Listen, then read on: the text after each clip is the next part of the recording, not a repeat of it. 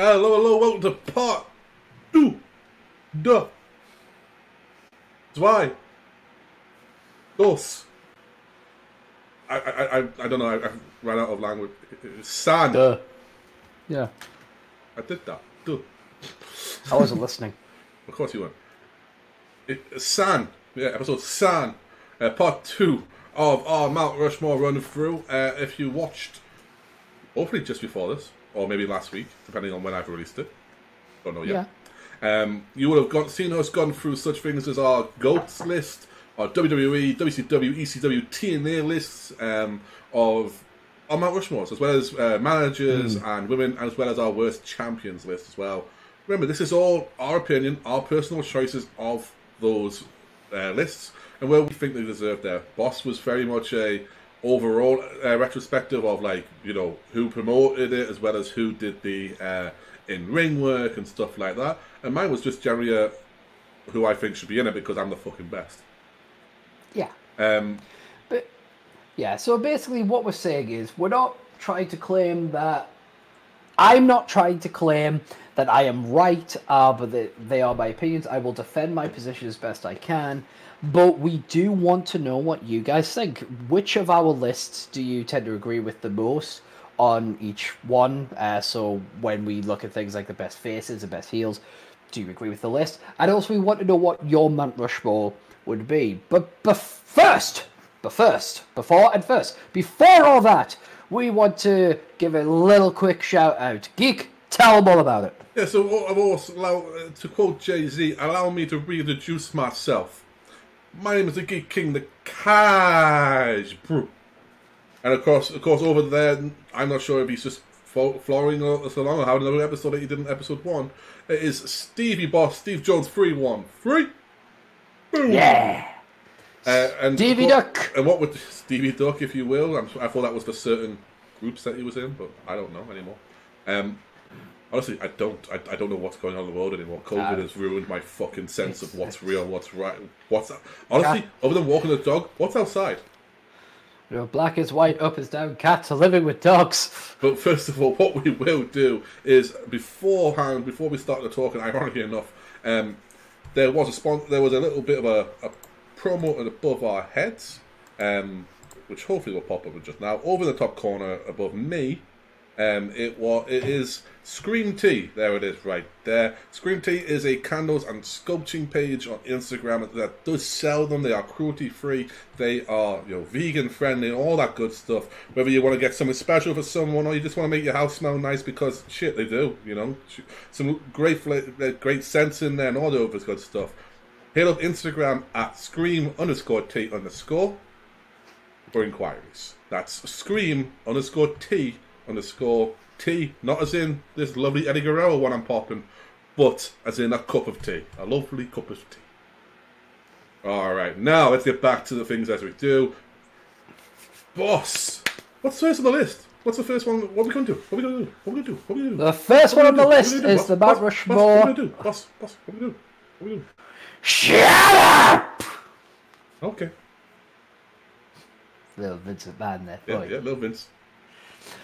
Worst gimmicks is our next Mount Rushmore. Yeah, so as we said in the last episode, Mount Rushmores are usually what we refer to as like the best or the representative, the creme de la creme, cream of the crop, and all that stuff. But we're doing a bit of a twist on it on this one to say, okay, but if there was like the what was it, like the Razzie Awards that you got, like the Oscars, if you had a Mount Rushmore of that, of like the ditch of just opposed to a Mount Rushmore, who would there be? So for worst gimmicks, we're going to start off with number 1, the gobbledygooker. What the heck did they do to you, Holmes? I mean, Hector didn't do anything to me. What did he do to Vince? Yeah.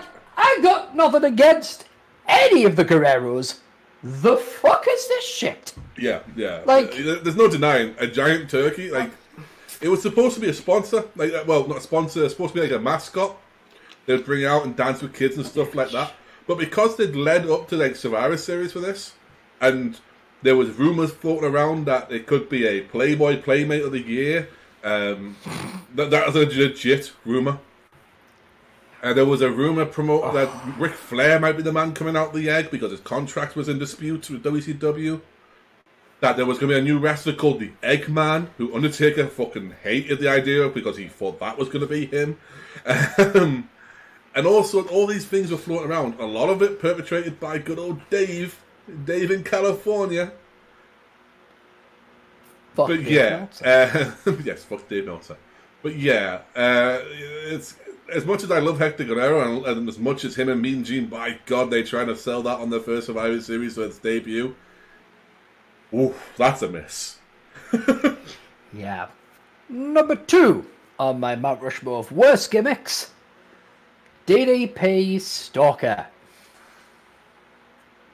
Go ahead.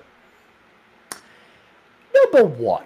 There is absolutely no reason that the DDP Stalker angle should ever have existed. Like, none whatsoever. 2, you want to bring DDP in to face The Undertaker, and you're like, how do we do this? Like, because we're trying to do an invasion thing. Here's an idea. Just a thought. Undertaker's in the ring. Mm-hmm. DDP runs in, clocks a motherfucker, runs away, and then through, fucking piped in fucking videos and stuff like that, it's like, yeah, I heard you're the biggest best band in the yard, come make me famous, that whole thing. All without the need for this stalker bullshit.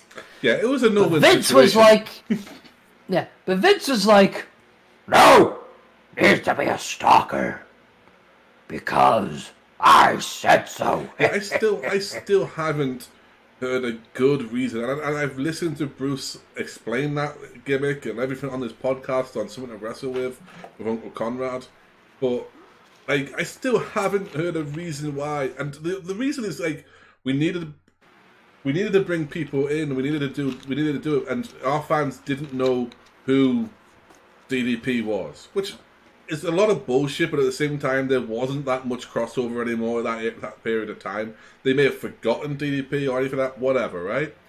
But I mean, Austin was originally supposed to be the stalker, and he refused to be the stalker. That was what I've heard. And then, if you remember, DDP once came out and said, Austin said, "You got no chance now, kid. They buried you before you even got here." That was just we think DDP can overcome this, and unfortunately, we're fucking wrong. Yeah, there's a million ways that could have been done. Like you said, you could have brought him in the way he was brought in. Yeah. Even the reveal. Yeah. And it could have been a one-night build-up of someone has knocked Taker out and stole his bike. Yeah. Well, and even you could have done all of that without the stalker shit. And it would have been perfect. Yeah. Or if you were committed to a stalker angle. If you were like, I must have a stalker angle. I will not sleep at night for the 2 hours a night I sleep if I don't have a stalker. Okay, fine. But why then not have him stalk The Undertaker and not Sarah? Just a thought. Have him stalk The Undertaker, and try to play the mind games with him. I think the angle of why they go for the wife with Taker in particular was that it was perceived as the only weakness he had. His real life was his weakness, because he was, even as the American Badass, he was the phenom. There was no. Yeah, I get what you're saying though. Why not have? It felt like an excuse to have Sarah and her bosoms on TV. That's what it felt like. I wasn't mad at the time, to be honest with you. I know you weren't. Anyway, number 3. Man, I've wished to be Undertaker so many times in my life. I know. Number even 3. Now. I mean, and I don't even mean like at this stage in my life where Taker would be. I mean, like at this stage in my life, can I not just be the Undertaker? like as he is now. Like, I'll skip 30 years. I'll get to my number 3. I'll get to my number 3 even if it kills you. Go ahead. You know? It won't kill me. Number 3, Giant Gonzalez. Oh, yeah. Bodysuit. My number 4 is a bit more serious. Hawk's Demons era. Yeah. Yeah. We're talking about the idea of using the alcoholism and stuff like that as an angle. Entirely irresponsible, entirely in bad taste. Someone was going through it. Exactly. As a recovering alcoholic myself, I just find the whole thing sickening and despicable, and it's just whoever okayed all that shit, which at some level has to be Vince McMahon. Yeah. It's like that. For me, that should be on your conscience. So, I do get that, and my major issue isn't that it happened at all, which I know, obviously, because to me, that the defense on that is that it's no different to happening on another TV show or in a movie or any of that, of someone being an alcoholic and that. Yeah. No, I agree with that. Yeah, my issue with it is that it was Hawk, and it was during Hawk's time of fighting those demons. And that is what I mean. Yeah. I appreciate the clarification, but yeah, that's what I mean. I mean, for fuck's sake, I'm writing a comic where my favorite character that I've created is an alcoholic. You know, I don't have a problem with that as a concept. You're right. You know, if it can happen in movies and happen in TV and happen in comic books and stories, it can happen in wrestling. Yeah. No problem with that. That's how you tell stories. But to do it as someone who's going through it, it's like with Scott Hall, for fuck's sake. It's as irresponsible. Yeah. And you could argue this. It's as irresponsible as like having Jeff Hardy go out on pay-per-view when he's fucking off his tits on drugs, and having to have Eric Bischoff go down and change it on the fly because no one knew why he was past them. Yeah. They had sat Jeff down, and he just got up and went to the ring, and they played his music. And everyone was, while people are talking about what should we do, Jeff can't go out there. And Jeff just gets up and walks. It's just as bad as like not having someone maybe sit on him. Like, literally hold him down and stay, no.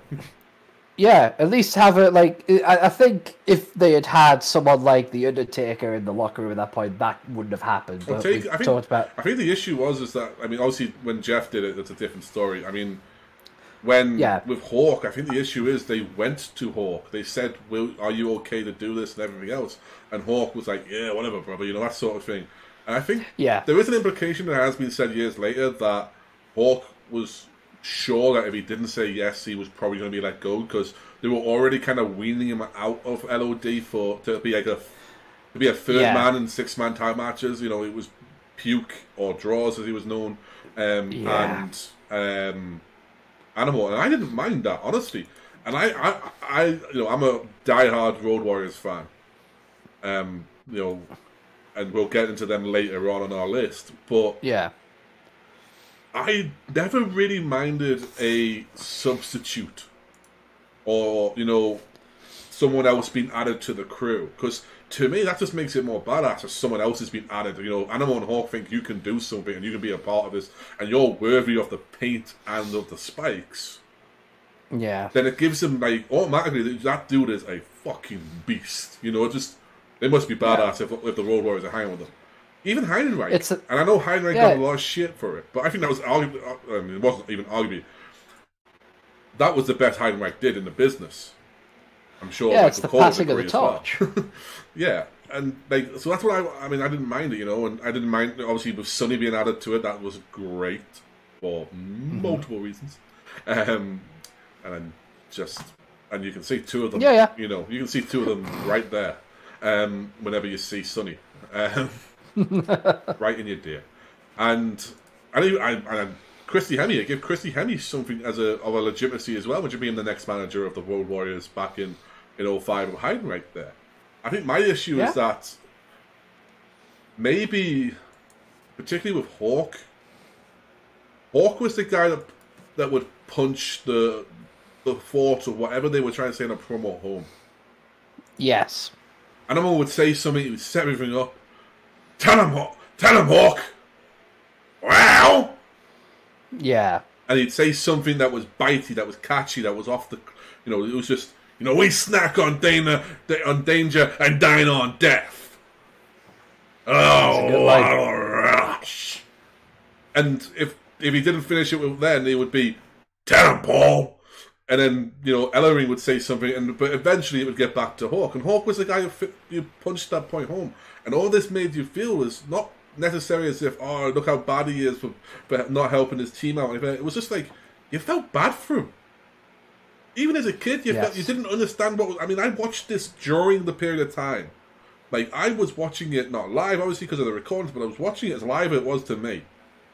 Yeah.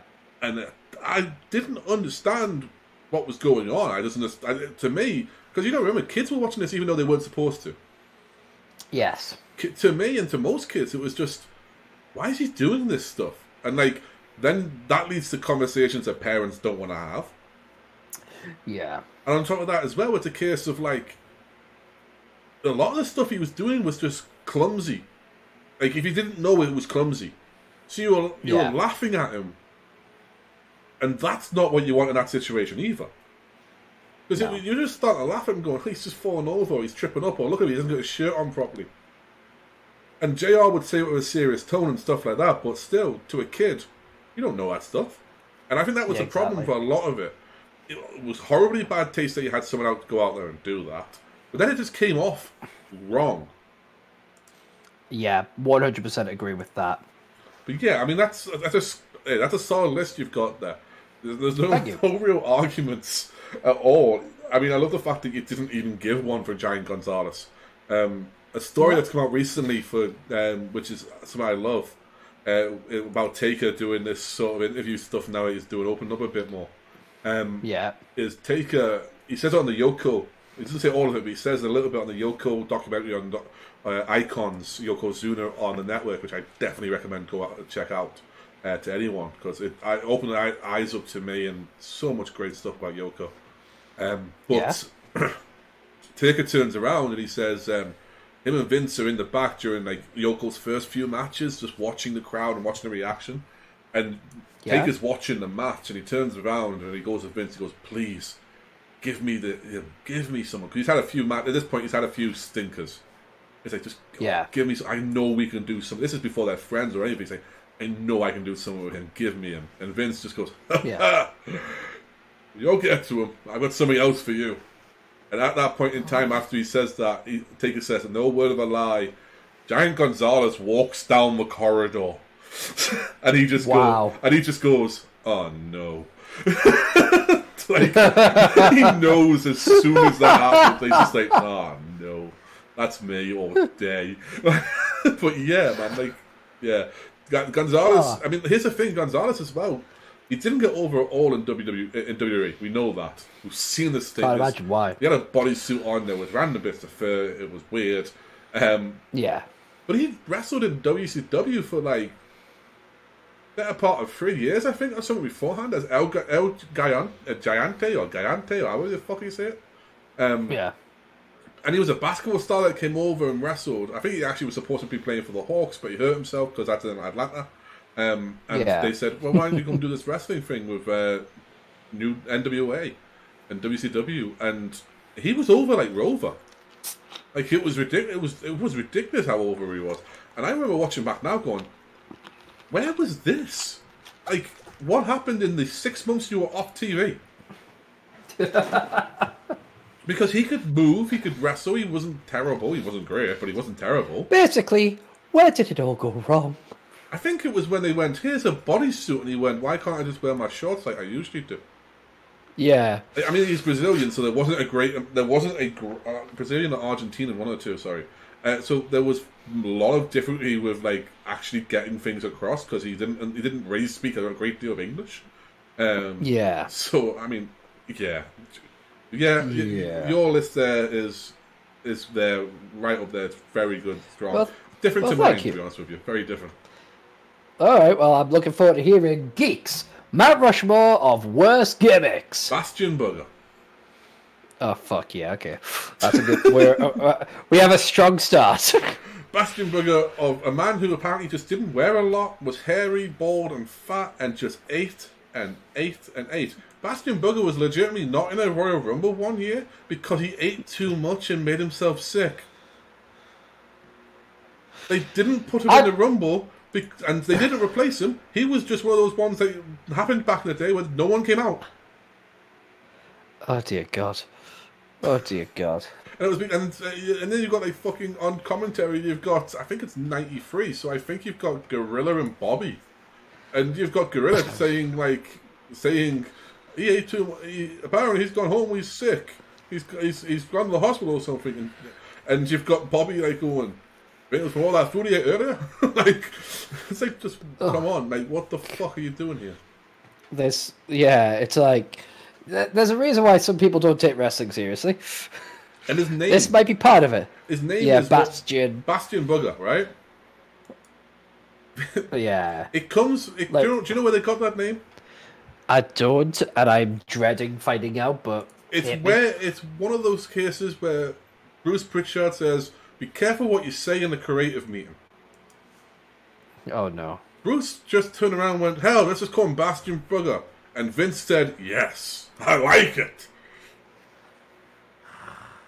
And he goes, you've got to be careful sometimes what you just throw out there.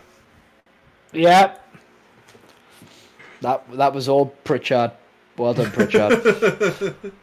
Number 2. Okay, yeah. Mantar. I mean, that's a heavy hitter. Not only did Mantar have a fucking huge mask when he first debuted in the helmet that was so big he couldn't get into the ring. Yeah. Which was fiberglass and everything else, so he could barely walk in the ring. Yeah. Then they take that off him so he can actually wrestle a few weeks later. Uh-huh. And he's just got a fucking bald head with painted on horns. And it's all because he's got hooves for feet. His hooves. He's got hooves for feet. What? He's got huge feet. They're like hooves. Fuck off.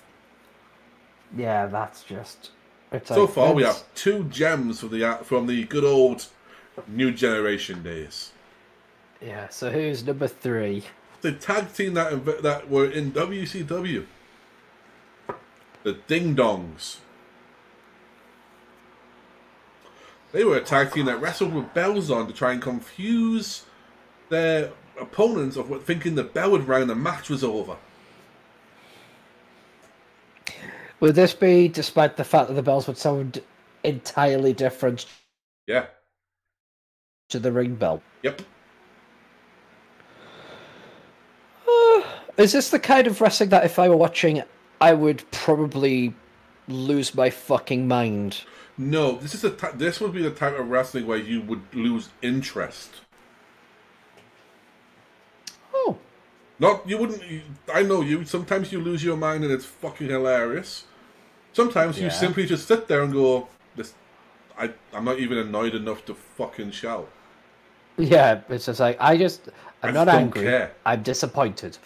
Yeah, it's one of those cases where you sit there and go, I just don't care. I don't... Yeah. You're completely apathetic about the whole situation.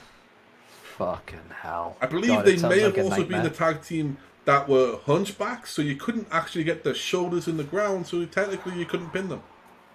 Yet they were pinned all the fucking time.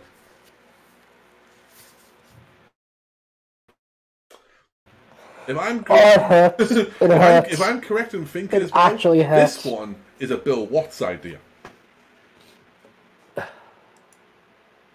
And of finally, course, is he the same? Is that the genius who wanted Ric Flair to be the Spartan? No, that was Jim Herd, I think. Bill Watts is the cowboy. Bill Watts. Right. He was the man who believed that. Well, he's the one who generally brought in the rule of no moves off the top rope. You know, because he's a fucking genius. Yeah, because he wanted to be back to old school wrestling that was in the Mid-South. And he wonders why he's working for a different company and Mid-South wasn't around. Yeah. And 4, after I've hurt Boss's head with the ding-dongs. Number 4 is a genius of only Vince McMahon's mind. Why not take a perfectly great wrestler. Yeah. Take him from being a legacy member, a family member, a proud one, and make him a white boy. Kerwin White.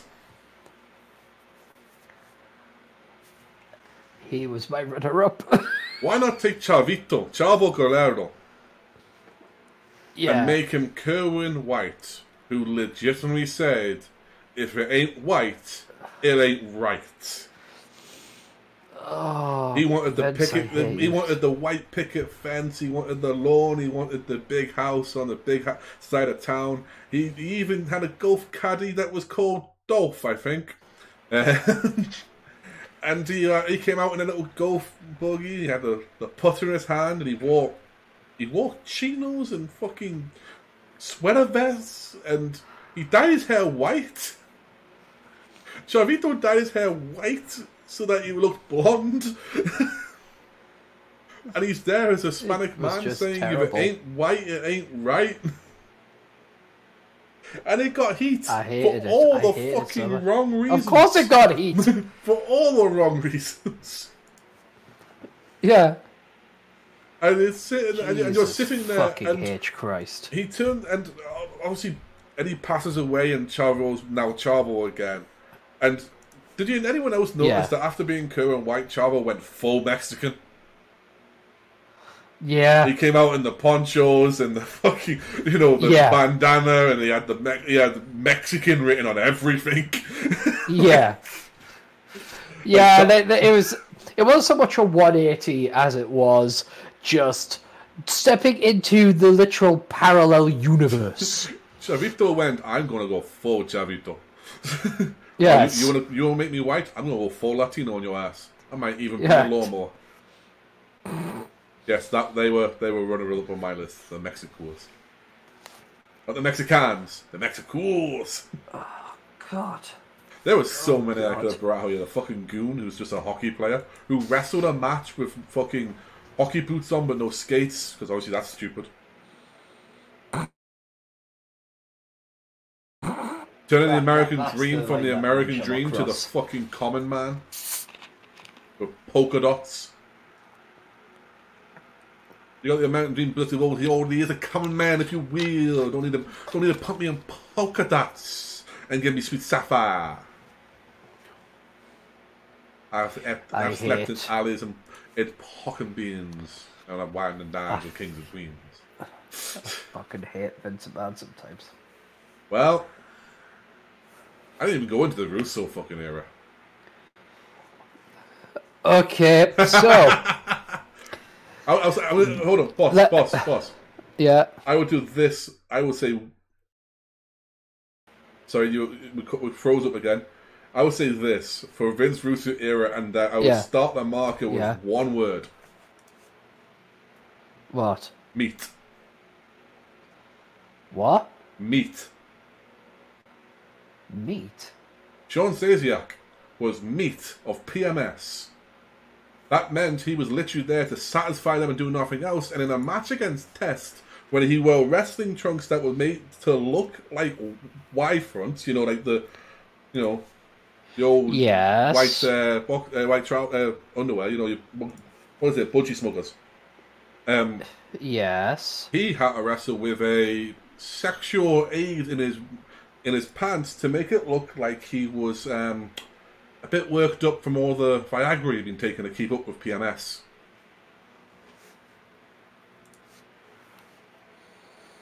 That actually happened on an episode of Heat. Why is Vince Russo still alive?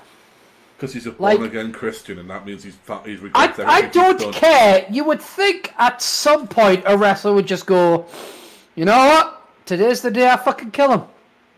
No, because unfortunately a lot of wrestlers thought he was fucking God. Which I didn't know he was doing that to Vince. Anyway. Alright, so everyone, feel free to comment which of the two worst gimmicks list you agree with the most and put in your own worst gimmicks Mount Rushmore. Now, can we please stop before I have another fucking seizure? Go ahead. We are going to do the Mount Rushmore of faces, which is how Mount Rushmore technically works. But still, you know, these are the baby faces, the good guys. The White House. And, yes, so, number 1 on my Mount Rushmore of faces is Stone Cold Steve Austin. Yep. Now, a lot of people might go, is he really a face, or is he just a heel that the fans are getting along with? And it's like, yeah, but shut up. Basically, Stone Cold Steve Austin, the spirit that everyone had, and you know, sticking it to their boss, sticking it to anyone that crosses their path. He drinks beer, he's blue collar, there ain't nothing pretentious about him. He drives a truck, he walks his dogs, he has a wife, he drinks beer, he kicks ass, and that's what people want. And when it was clear that he was never gonna be, you know, the heel that the WWF wanted him to be, they do that 180 on him, and it's like, he is so fucking over. Now, I'm not even bothering to mention the merchandise sales and all that shit. I'm purely looking at, this is someone that even when he was a heel, the fans didn't really want to boo him. Like, they did, kind of out of courtesy, but ultimately, he was always a face in the eyes of the fans. It's kind of like the opposite of what you would see in a John Cena or Roman Reigns, where no matter how they were pushed as no 50-50. Yeah, you know, but with, you know, Austin, you know, no matter what happened, he was always going to be a babyface. Well, he was always going to be liked by the fans. Yeah, I mean, even when Austin was a heel, as you said there, Austin... The only time he was ever really booed, and I can remember him being a heel, was even when he was in someone else's territory going against them.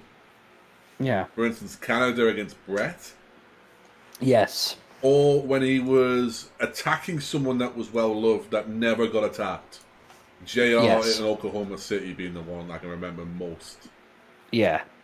But yeah. Well, my number 2, funnily enough, is Jim Ross. Wow, that's an interesting one. Jim Ross obviously has been a heel in the past, but not by any means successful. However, when you think about, like, some faces, you naturally think of, like, so many in-ring talents. But for me, I think of the voice of Jim Ross, the voice of morality, the voice of, like, son of a bitch, you know? I think of, as God is my witness, he's broken in half. I think of, you can take your job and shove it, because I quit. I think of Jim Ross saying, I think of Jim Ross saying what needs to be said, and almost like a true journalist, holding truth to power. Oh, yeah. He represents what we should be, like, he doesn't hide his bias. He even says, look, JR, you know, JR has never hid his bias. Exactly. He's like, he's a talented kid, but I don't agree with his methods and stuff like that. But he'll tell you, but at the same time, he's like, you know, this is despicable. How could you be okay with this? You know, he questions what is being put in front of him.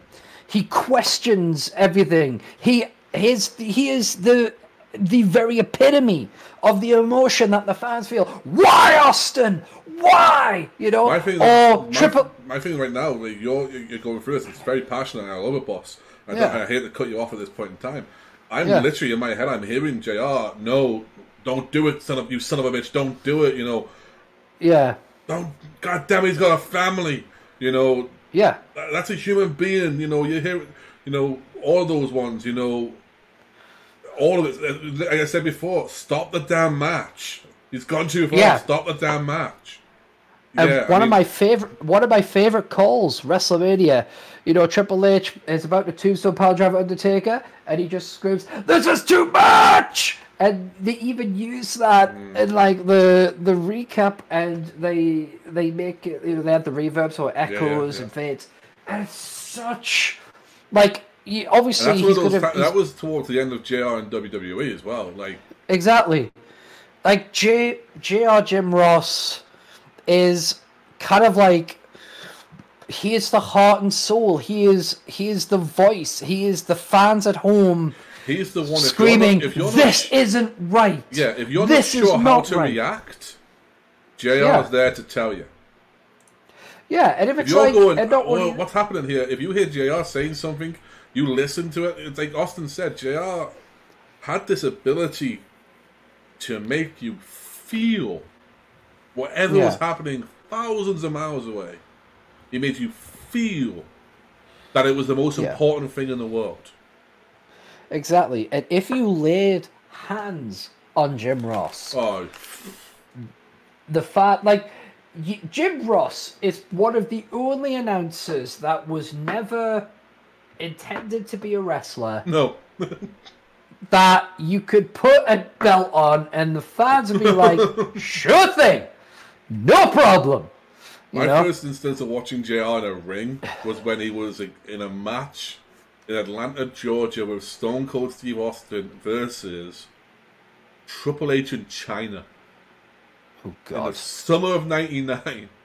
And it was just a couple of weeks after that, I think, or maybe before that, that Triple H had broken JR's arm in order for Mick to give him the rematch.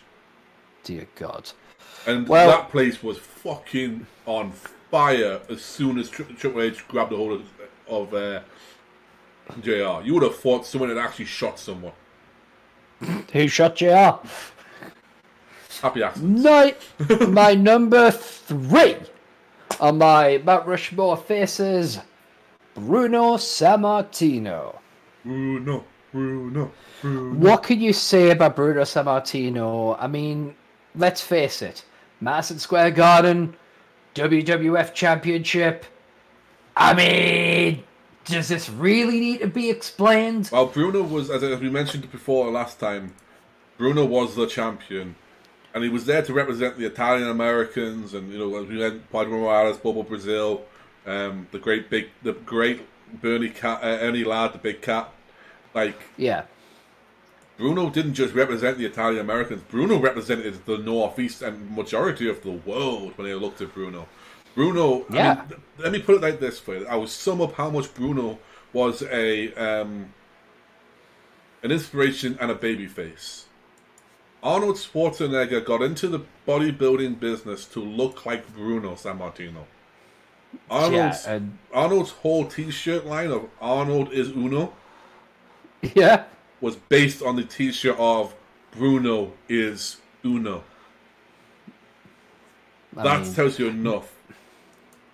It does. And so, I don't feel like I need to spend too much time on this one. So I think I did it on the last one anyway. Yeah.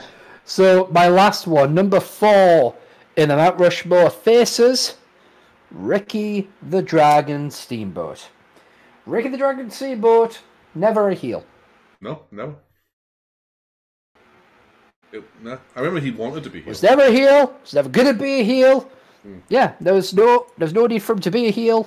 Just Ricky Steamboat, his entire career, face. And it was the right call. Yep. Him being a heel, just no. Wouldn't have worked.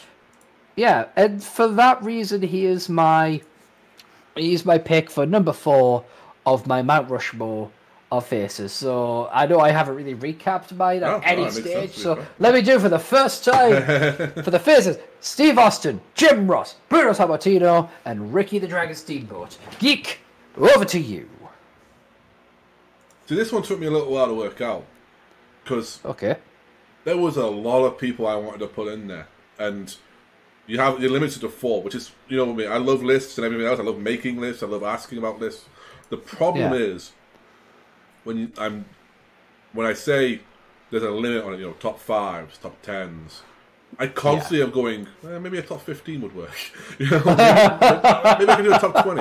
And when it's Mt Rushmore, you can't. You are limited to 4. And it's one of those ones where I was like, okay. And Babyfaces was the one that I think of all the lists that we did, second to announce teams, which is something that we'll have coming up in a bit, was the hardest one for me to do. Same. However, I have done it, so let's go through it. Yes. My first name on my list is the same as your last one. It's Ricky the Dragon Steamboat. The ultimate babyface. Yeah. Number 2, when I think baby faces, and I think of who was deemed never to be able to be a heel. Right. The fans just won't buy it. One of the first names that come to my mind is Hulk Hogan. Oh, yeah. Hulk Hogan, we talked about it briefly on the last episode, but I mean, from 84 to 93, he was a babyface, and it was deemed that he was never could be a heel. You could never turn Hogan. The fans would just reject it. They wouldn't like it. Even when there was smatterings towards the end of his WWE career of boos and of like, not really, I'm kind of sick of Hogan. There was enough cheers that he was still the top babyface, and when he went to WCW, they booed him because he was a New York style wrestler. He wasn't a tradition, but he was still getting enough cheers. They still sold enough T-shirts and foam fingers and. Well, they had the fucking parade and everything. Yeah, they went to Disneyland and did the whole shit. You know, like Hogan for a long time. And when you compare that to Hollywood. Yes. It's amazing how nobody thought he could do it, especially when he started off as a heel. Yes. His first time in Madison Square Garden, he was a heel, managed by classy Freddie Blassie. The next, he gets fired that week because apparently he looked too much like superstar Billy Graham, if you ask Hogan. Yeah. If you ask anyone else, it's because Vince Mancini didn't see anything in him. But that was what happened, and then he comes back and he was a babyface and he never looked anywhere again. Yeah. Until they thought, until WCW said we're going to turn Sting heel, and he went, I should be that guy. Dick. But yeah, I mean, the Hulkster Hogan must pose. Dusty Rhodes says it. He knew that Hulk Hogan and the WWF were the place to be when he went to WWF for the first time. During the Rock and Wrestling, just when he was giving up polka dots and everything else. And he looked out, he said it was yellow finger. And the way he said it made it sound like it was somewhere. Yeah. Oh, the yellow finger, baby. I was like, what? And he says, I was in an arena one day, and I pushed the curtain back to see the crowd, just to get a sense of the house. And I saw nothing but yellow fingers everywhere, yellow foam fingers everywhere. And they all said, Hulkster on it. That says enough. I mean, what I love is the fact that even in WCW, Dusty Rhodes called him Hulkamania. Didn't call him Hulk Hogan or Hulkster. Yeah. He called him Hulkamania. But that's another thing for another time. My number 3, the baddest son of a bitch in the World Wrestling Federation, the Texas Rattlesnake, Stone Cold Steve Austin, for exact reasons that you gave, plus a couple of more. You mentioned it, even when he was a heel, he was cheered. Yeah. Proof in the pudding is that when he first went, you talk about your Toms, you talk about your John 316s, Austin 316 says, I just whooped your ass. Was a heel promo. Yeah. And what happens the next night? You don't have to listen to Jim Cornette tell you. You can look at the evidence on Raw. Nothing but Austin 316 signs everywhere. It's the hottest selling T-shirt of all time, and it came from a heel promo. The second one is this: Austin's. How could you argue with that? Yeah. The second point. I said, how can you argue with that? It's real simple. The second point is this: Austin was a heel, and he was throughout the invasion. Come out of the invasion, he had the number 1 T-shirt that was selling at the time. Because he did a promo that was so goddamn funny and unbelievable, it spawned a catchphrase that then hasn't left us since. And it was one word. What? Yeah. What? All based on a fucking rib that he used to do. A rib that he did a Christian on voicemail. Yeah. And he was answering his own questions. Well, just riding Christian's fucking morale into the ground. Like... Yeah. Stone Cold Steve Austin had 2 unbelievably selling T-shirts catchphrases that spawned a babyface run when he was a heel, Yeah. He had arguably the greatest double turn in history with Bret Hart. Oh, with Bret Hart, yeah. And Stone Cold at WrestleMania 13 with Boss's personal favourite match opening of all time. Yeah. I just love most matches as you elbow. Most matches as usual. Yeah, but no, Austin was just run. Oh fuck it! Let's kick his ass. Yeah. I apologise for my bad Stone Cold that impression, by the way. It's just me being gruff, but my voice is starting to go just based on my impressions I've done already. Yeah. But yeah, I mean, Stone Cold. How do you argue that? You know, he's. And as Boss said, there's a lot of people that could be in this fourth spot. Yes. You've got and wait for it, your Tito Santana. Arriba! See? You've got your John Cena's, your Roman Reigns, your Seth Rollins, your Rocks, your Triple H's, your Shawn Michaels, your Mr. Perfects, your Macho Man Randy Savages, your British Bulldogs. You've got so many baby faces that could be in this role. And I didn't choose any of them ones. It was hard, trust me. That was pretty much the rest of the list. Yeah. I went for someone who sparked a movement in wrestling. Oh. My last guy went against the authority and won. Daniel Bryan. An excellent choice, sir. You tell me that what he did with the Yes movement, starting arguably at WrestleMania 28 when he lost in 18 seconds to WrestleMania 30, is not an all-time babyface run, yeah, then I will slap you in the face and ask if you want another. And if you say yes, you're a fucking idiot. Yeah. You don't have to be dreamer. You just don't wake up properly. Yeah. Daniel Bryan, I think that's what made him such a great heel when he did the new Daniel Bryan gimmick. Yes. Was that he was so beloved. Yes. And here's the thing as well. We're recording this on February 9th. I just got a memory pop up on my social media app that he retired this day like 4 years ago or something, or maybe longer than that. Fuck. Yeah. Like, I was sitting there going, you're fucking kidding me, aren't you? Because he's been back for what seems like forever. Yes, exactly. But that's how quickly wrestling works. I mean, it's one of those things where Daniel Bryan, to me, if you didn't know anything else about his career, his Ring of Honor career, his independence career, Bryan Danielson's going to kick your fucking head off. Yeah. Any of that stuff. And you just looked at his Yes movement career, you would think he had years of that. Because it felt like he did. He's fighting against authority every month. Two things if you want to... Well, three things if you want to see this, how good of a babyface Daniel Bryan was. One, WrestleMania 30. That whole night was Daniel Bryan's. From the opening match to the main event, that was Daniel Bryan's. Brock Lesnar did something in the middle of it, but fuck him. Second one. The night the Yes movement took over Monday Night Raw in the middle of the ring. Yes. And thirdly, the Slammy Awards in Seattle, Washington.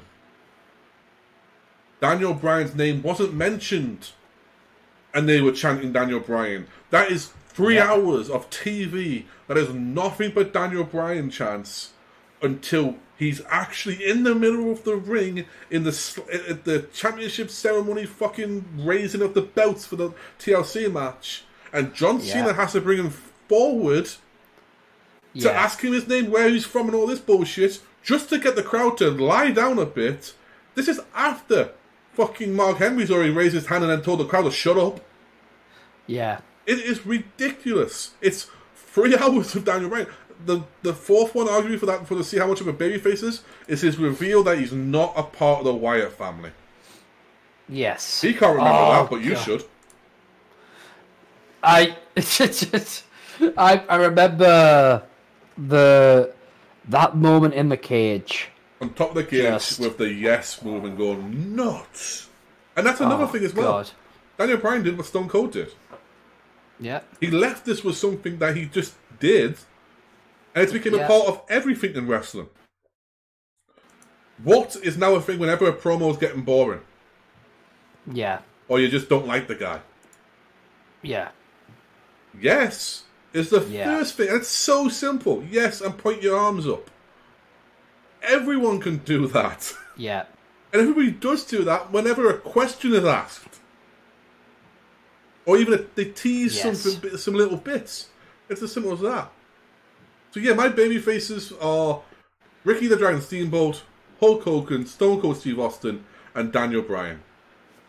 Fantastic picks. Absolutely fantastic picks. So you got those from Geek. You've got my Austin, Ross, Samatino, and Steamboat. In the comment section, which list do you agree with the most? And here are yours of faces. Hero, you need a good villain. Yes. So we now go on to the Mount Rushmore of heels. Kicking off my list, number 1, the Nature Boy, Ric Flair, dirtiest player in the game. It's really hard to argue Nature's not a great heel, because basically he was from the 80s like through to about 96. Nature's just the ultimate heel. And what was... So we seem to be having a little bit of issues with Boss's connection here. I do apologise. Nothing has changed on our side of things. But Ric Boss... Flair for me is the fake out with Shawn Michaels. Boss? Yep, we're having a bit of an issue here, Boss, because your screen is frozen and you're back again now. Basically, we lost you from your explanation of White Flair. Okay, so basically what I was saying is Ric Flair, my favourite Ric Flair turn moment was the fake out with Shawn Michaels. Yep. The week before, he had faced Triple H. Sorry, the week before he'd faced Triple H, and then he was going to tag with Shawn, and it all turned out to be a plot against Shawn Michaels. It was the sort of... Yeah, they kind of teased that the Triple H mentorship was over, and they split, and... Yeah, it was just one of those... It was actually one of those great moments of, like you say, of Rick being Rick. Like, the Nature Boy being the Nature Boy. Obviously, you want to look about Nature Boy heel work, look at the likes of the Four Horsemen, that run, the run against everyone in WWE at the time when he was in '92. And, yeah, as I said, and it was weird because Nature, one point in WCW had this sort of face run from like 96 to about, to the end of it, basically. There was a little bit of heel run in there as well, just not very brief, but it was there. And then he came to WWE and he was automatically a face because it was Nate coming. Yes. And then he goes with Triple H and it's like, oh shit, like, we've got old school Nate back. For me, one of the other heel eras to remember was the Miss Elizabeth Randy Savage. Yeah. That's she was mine first. Yeah, so Ric Flair for me, my number 1. Number 2, how could it not be Bobby the Brain Heenan? The true heel voice. Like, Bobby the Brain Heenan as a manager, as a commentator, just absolutely, it's like, see, it's all like, oh, I knew he'd do that. Yeah. I knew he'd do that. Just one of my favourite ones right there. The other one of my favourite ones is when Hogan's coming down during the NWO reveal of the third man, and everyone's like, "Oh, Hulkamania's coming out to help us. Hulkster's there. Hogan's now you're gonna get it." And Bobby being Bobby and just knowing Bobby's hatred of Hulk Hogan in character, goes, "But whose side is he on?" Yeah. What are you talking about? Yeah, everyone's shut up, Bobby. And you're like, and Bobby's just like, I told you. You can. I've told you for years you can't trust the man. Yeah. Bobby the Brain Heenan just, whether he's doing those shows, I don't remember the name of it, but he would do like Mr. Perfect and stuff like that, where they're catching up, like shooting the shit and being all like whatever. Whether he's managing, whether it's like he's trying to berate Andre the Giant, it's like, you're an idiot, boy. No matter what, Bobby the Brain Heenan, he could be a funny heel, he could be an annoying heel, he could be a really piss you off heel of, I hate that you're right, But Bobby was the weasel. Yeah, he had an answer for everything. He really did. And that's one of the most annoying things about a person that you don't like, is when they actually have an answer for everything. You're like, the most annoying villains in your life aren't the ones who have the most money, aren't the ones who have the most power. It's the ones that you just cannot disprove and you cannot outsmart. Mm-hmm. Like, it's the ones that can cut you down to size like that. And Bobby Brain Heenan's one of those people that's like, hey, if I don't fucking like you, I can cut you down to size because you are not as witty as I am. And it's like, that's why you're the brain. Oh, Bobby's just amazing. Like I said, watching Prime Time with Bobby, and he is in full heel mode with his family, probably the strongest that it ever was. And what I love is the fact that Gorilla will try and give him shit. Or like, he's just been sacked by Mr. Wonderful Paul Orndorff. And Gorilla's like, that's the second time he's done that on TV. And he goes, you know what, you're right, what a Benedict Arnold. Like, he just says, he agrees with him and just goes, and he's like, you're like, that's it, that's Bobby won, got all his heat back in one moment. Yeah. You could literally beat up Bobby every single night, and the next night he would get his heat back. Yeah. My number 3 spot for heel, it has to be Vincent Kennedy McMahon, or, to give him his character name, Mr. McMahon. Oh, I loved that little touch he had. He wouldn't call him Vince anymore. Brett screwed Brett. I have no sympathy for him whatsoever. And on that moment, a star was born. Oh, I love everyone says that. To me, it's the start of it. There is a time-honoured tradition. Yes. And Brett didn't want to do that. Yeah. And nothing makes you a quicker heel than telling people something that they don't want to admit. Yeah. And, Vincent McMahon has been the guy. I mean, you would not have had as big a Stone Cold run if it wasn't for Mr. McMahon. You wouldn't have, Mr. McMahon played an integral part of the Yes Movement. Mm-hmm. Mr. McMahon played a huge part in Mick Foley being the WWF champion. Vince McMahon also is the bad guy who is who he is. He is obviously a millionaire. There should be a billionaire, but for as far as us fucking mere mortals are concerned, is a billionaire. Us who are hoping to be hundredaires one day. Yeah.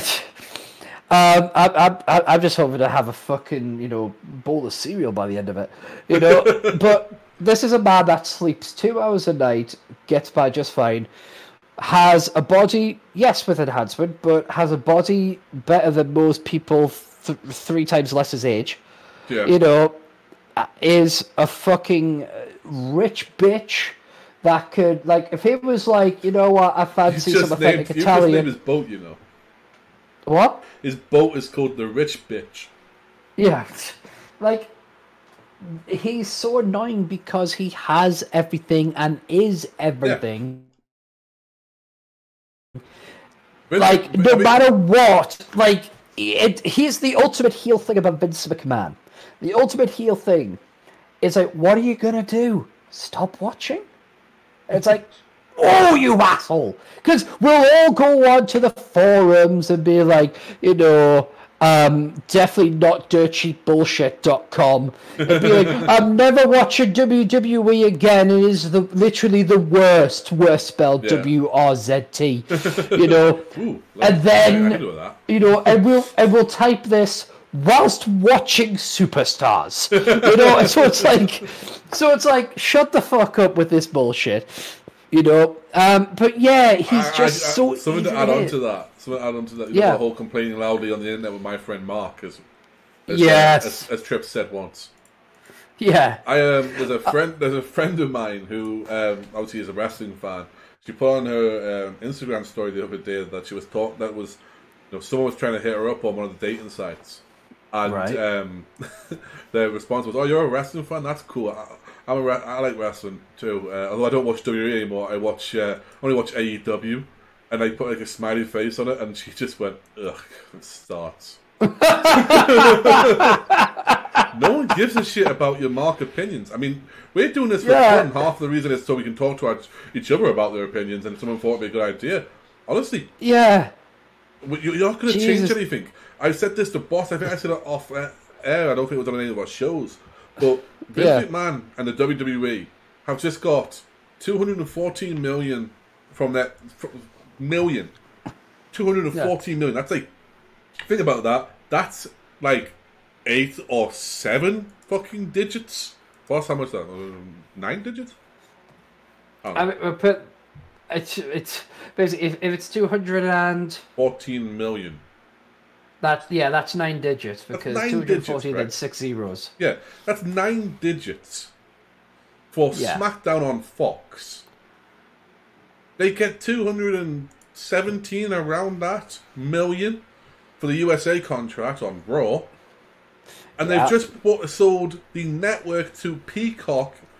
So if you now have, now you have to have Peacock to get the network. You can't just have the network by itself in America. No. But 248 million. They've nearly made $1 billion without a single fan being in attendance. They don't give a shit if you're watching at home. I mean, some of the booking is obvious for that, but they don't give a shit. They've just made nearly... Yeah, it's like... They could legitimately say, you know what, for the next, I don't know, 5 to 10 years, we don't need a single fan in attendance. Do you know why? Because they got dumb fuckers like me who will watch the show religiously and buy merchandise every time there's a sale on. Yeah. And they're still getting money from the companies. You know, it's one of those things. It's one of those things that happens.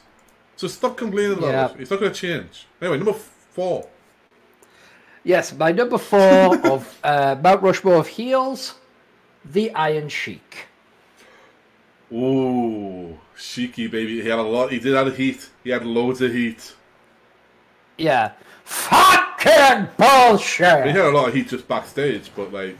Yeah. Sheiky, baby. Yeah, really, yeah, I'll give you that. Does this really need to be explained? Well, because... arguably not, but there is a little bit of it that I would say, because Sheik always got the most heat when he was with someone. Yeah. Sheiky got the heat, or, you know, he beat Bob Backlund because the Backlund's manager didn't want him to suffer anymore. He couldn't see him go for anymore. Yeah. He had the heat against a little bit. You know, he had the heat against Hogan and then lost it straight away because they never booked him again. He was in a his tag team heat often came from, you know, America number 2, Iran, Russia number 1. I did on you, America, you know, that sort of thing. And then Nikolai would sing the national anthem terribly. Yeah, you know, and then he came. Sing and is then a strong word. And then his next sort of heat came as part of the Triangle of Terror, which was, you know, him, Adan, and Slaughter. So, yeah, I mean, he was there for some really white hot heat moments. But yeah, definitely deserves a place on the list, I think. Exactly, and that's my point. You know, it's like it's one of those things that just really doesn't need explaining. So I'm quite confident just putting that down. So my list, just to recap: Ric Flair, Bobby the Brain Heenan, Mr. McMahon, and the Iron Sheik. So, Geeky Baby, your Mount Rushmore of heels. Well, we start off with one that's not controversial at all, but my picking him will be. Okay. Because he was also on my faces list. Okay. My first heel is Hollywood, baby. Makes Hollywood Hulk sense. Hogan. I don't think I've ever seen a crowd react to the point where grannies are swinging at a superstar to punch them. Yeah. Like that, ever. WCW fucking hated Hollywood. The NWO was cool. but Hollywood is heel. Yeah. Like Nash and Hall were the cool guys you want to chill with and be badasses with. But Hogan still got that heel heat. It was ridiculous. Yeah. That's why, in my opinion, they split the Wolfpack off. Because the Wolfpack was cool, you know, and they were getting too much, like, babyface pops. And that's why you put Bischoff and Hollywood together as part of NWO Black and White. And, you know, or NWO Hollywood. God, yeah. You know, it was one of those things where it's just like, wow, like... And I think it was because, and then I think deep down as well, it was something that the fans wanted in WCW. They wanted to boo him because they were told you have to cheer him, and he was the babyface champion everywhere else. And on his very first night, he beats Ric Flair, the guy who represented everything you loved about the business. So yeah, to me, Hollywood's got to be on there. Has to be. I mean, even look at his 100%. It was watered down, but look at his TNA stuff as well. You could give it. You could still give a good heel promo when he had to. I mean, he's easy to fucking hate. Yeah, I mean, just ask everyone who was in the Silverdome. Fucking Silver, stupid fucking folks. And then he tried to do the. Yeah, then he did the joke.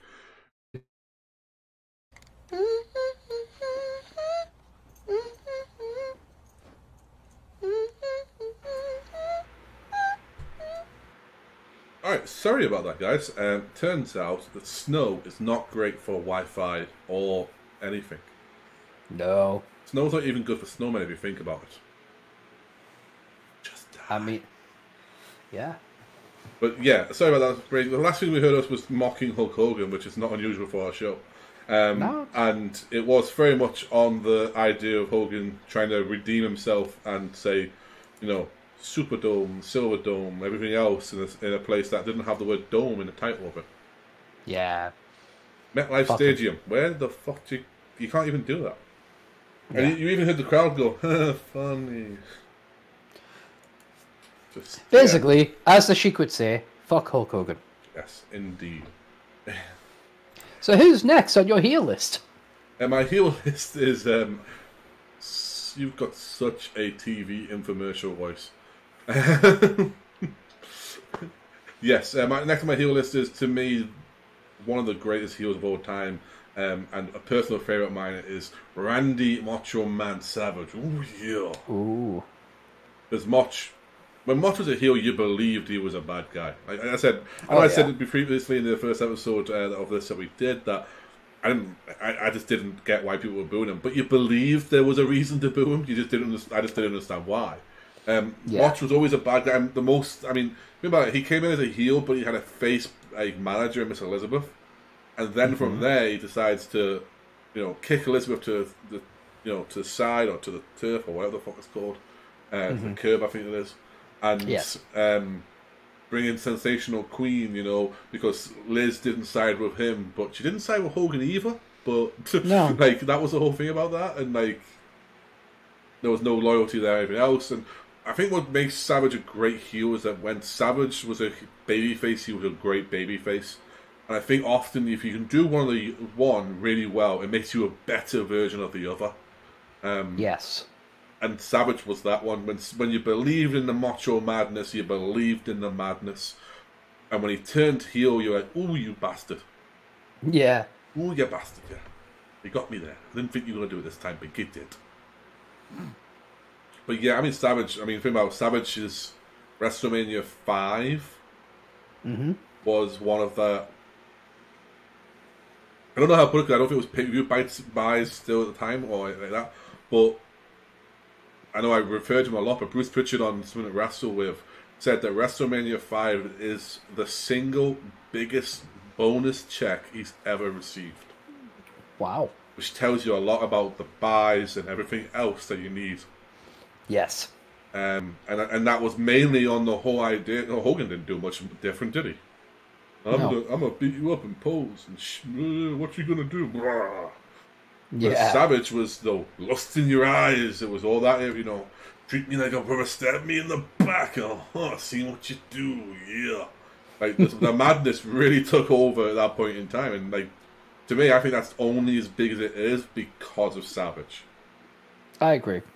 Hogan, I mean, and it was probably the first one, well, it was the first one where you expected a good match out of the main event as well. Because if you think of this, WrestleMania 1, it was Hogan and Mr. T versus Roddy Piper and the Mr. Wonderful Paul Orndorff. Fucking Paul Orndorff. And Jimmy Snuka was at ringside. Muhammad Ali was the special guest ringing referee who was an enforcer of Sipes, even though he couldn't really do anything at the time because his Parkinson's was starting to show. You had Pat Patterson in the ring as the referee, and you had the ace Cowboy Bob Orton on the outside. That was just a spectacle. That wasn't a match. It was just there was a few spots in it, but that was about it. WrestleMania 2's main event was King Kong Bundy versus Hulk Hogan in a solid steel cage. Like, nobody thought that was going to be a good match. That's the big cat on your lad. You steal a check every time you get paid. You're stealing money, Bundy. WrestleMania 3 was Andre versus Hogan. You maybe thought that was going to be the first time you get a good match, but Andre was not Andre at that point. Unfortunately, but he wasn't. And then you got WrestleMania 4. You didn't know what the main event was going to be. It was a tournament. This is true. So WrestleMania 5 was the first one built up where you thought, oh, this could be a good match. And it's got a story. And to me, that's because you've got Savage on the other side. Yes, I agree with you on that. The year after that, you get fucked over because you think it's going to be a great match, but it's Warrior versus Hogan, so... Yeah. And it's Slaughter versus Hogan. Then it's Yoko versus Brett. And then it's Brett versus Yoko. And then it's Bam Bam versus LT. I mean, WrestleMania 5 and then WrestleMania 12 are in the first 11 years or something of going, actual matches. It's fucking mental for the main event. But yeah, Savage is my number 2. Number 3, in terms of heels, is a man that, in some people's opinion, had a chokehold and was making the show boring for a lot of years. In my opinion, was a masterful heel, and it's Triple H. Interesting choice. Triple H was a great heel as a Blue Blood. Triple H was a great heel in DX. Triple H was a fucking magnificent heel as the leader of Evolution. Yes. When he brought Evolution in together, or Evolution as JR said, and in all 3 and 4, the so-called Reign of Terror, the reason he wasn't going to drop the belt apart from a couple of times was because, honestly, there was not enough people, in my opinion, that could have held the title for longer.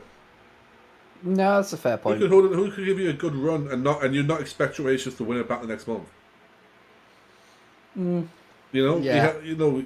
That's why he held it, and I love the line. It's just during the period of time that JBL started becoming. JBL was a great heel as well. He's not on my list, but he's a great heel. Yeah, and Heyman can uses that period of time for a great line to shoot people down.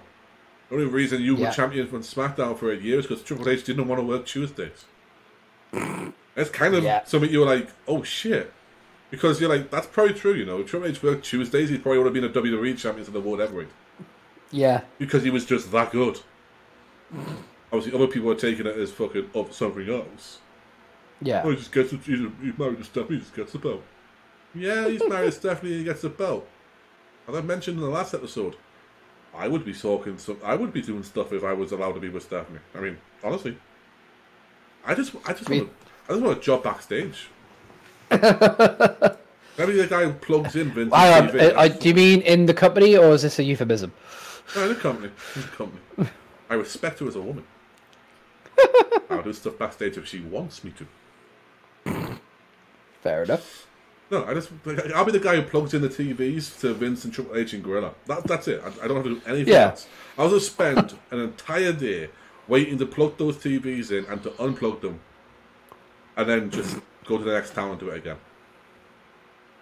As long as I just hang around backstage.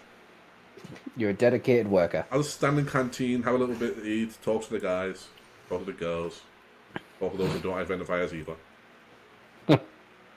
be inclusive, you see. It's a company environment. Yeah. All right, my last... Because, I mean, basically, Triple H doesn't need to be explained, really. People hate him for no fucking reason. Pretty much. My last one is Brock Lesnar. I mean, yeah. Brock Lesnar, part-timer. Even Brock Lesnar, before he left the company, was a great fucking heel. So, there you go. Yeah. Hogan, Savage, Triple H, Lesnar. Done. So, again, ladies and gentlemen, you know, put in the comments whose list do you tend to lean more towards and what are your Mount Rushmores of heels. Up next, one that I've technically already done. Yeah, with one exception. Yeah, the Mount Rushmore of promoters. Mine are going to be fairly quick. I'm not going to spend too much time explaining them. In fact, I'm going to spend no time explaining them. I'm just going to tell you what they are. One, because I've kind of already done it, and two, because my tooth hurts and I can't be asked to talk that much about something I don't really care about, and I'd rather put my effort into the next list of Mount Rushmores that are coming up. So my promoters are... Number 1, Vincent Kennedy McMahon. WWF, WWE, self-explanatory. Number 2, Eric Bischoff. Basically reignited WCW, made it into a profitable company, changed the game. There you go. Number 3, Paul Heyman, ECW, you know, again, was the true mastermind behind what Vince would then end up calling the Attitude Era and stuff like that. And, you know, brought a wealth of talent into the scene. Number 4, Antonio Inoki. Yeah. You know, founder of New Japan Pro Wrestling. You know, sold his controlling shares to Ukes in 2005.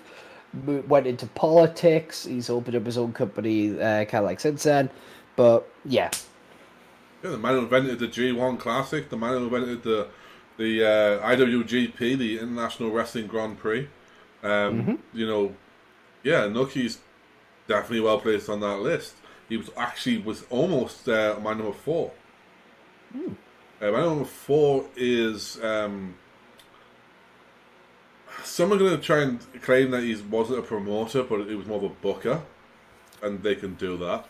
But my number 4 is Eddie Graham in Florida Championship Wrestling. Nice. Because Eddie Graham back in the day ran that place. If you were a booker in the day, you were pretty much a promoter as well. Eddie Graham was the man who gave breaks to so many wrestlers. Ricky Steamboat got his first real big break there. The Briscoes were boys that spent a long time in Championship Wrestling from Florida. You know, the Fantastics, the Rock and Rolls. But ultimately, he was the mastermind of it all, but he was also the mentor of arguably one of the greatest creative minds in WWE, WCW, Pro Wrestling, whatever you want to call history, of the American Dream, Dusty Rhodes, if you will. And the Eddie Graham taught American Dream the ultimate rule in wrestling promotion. Only thing that matters is every 18 inches. Yes. Every single seat. You got them full, you got them bouncing around, jumping around, having a good time, booing, whatever. That's the important thing. Eddie Graham, to me, was the man that when they went, who could compete with New York, who can compete with Crockett, Eddie Graham is the man that did it. I agree with that. Alright. Once again, put your promoters at the bottom of the list. I mean, promoters is not that controversial, to be fair. No. I mean, arguably, you could, you know, maybe Bischoff's tainted a little bit with his run in TNA, and Paulie might be tainted because of his creative ideas, that were blocks with Vince and during his run of, you know, SmackDown and in ECW Reborn. True. But ultimately, Vince is tainted as well. So. The key word with Paul Heyman, though, was blocked. Yeah. A lot of things are blocked. But yeah, yes. I mean, ultimately, I think there's not much argument there. But if you do have an argument, or you have a preferred one, or you prefer Graham or Inoki, basically, you know, put it in the comments below, and we'll see what you come up with, see what you say, and you know, we'll probably respond to most of them, if not on the comic itself, but maybe we'll just have a chat anyway. So on the show. So I'm willing to converse with anybody about it. All right, what's up next, boss? Tag teams. Geeks Home World. Yes.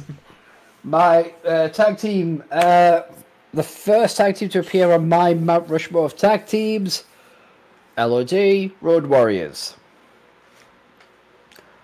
Wow. You know, I mean, you talk about the warrior, you talk about the Road Warrior pop, the LOD pop. You can talk. We mentioned about in kind of like least favorite kind of like storylines and stuff before. We mentioned like the Hawk and stuff like that. But as a tag team, just phenomenal. Just knocked us into 6 different weeks. Yeah. And whether it was with Sonny, Paul Ellering, or just them, just badass. Fucking badass. Number 2, the Dudley Boys. Like, one of the most decorated tag teams of all time. Incredible in-ring work ethic. Clearly loves the business, you know, certainly not selfish performers in any way, shape, or form, and just really like an excellent tag team. Number 3, I had a bit of an issue with the rest of this list, but eventually I settled on ENC, Edge and Christian. All right, cool. 1, 2 strong players in their own right, but you know, again, probably one of WWE's most successful tag teams, if you look at the record books, but also just a team that was very versatile. They could be your face, they could be your heel, they could, you know, they could be a credible threat, they could be kind of like the comic relief. Whatever you needed them to be, they could be. And that is something that is very important. Ultimately, for those with the benefit of flash photography. Yeah. And last of all, for my list, again, a lot of names could have been here, but I went with the Hardy Boys. The Hardy Boys because they represented a different style.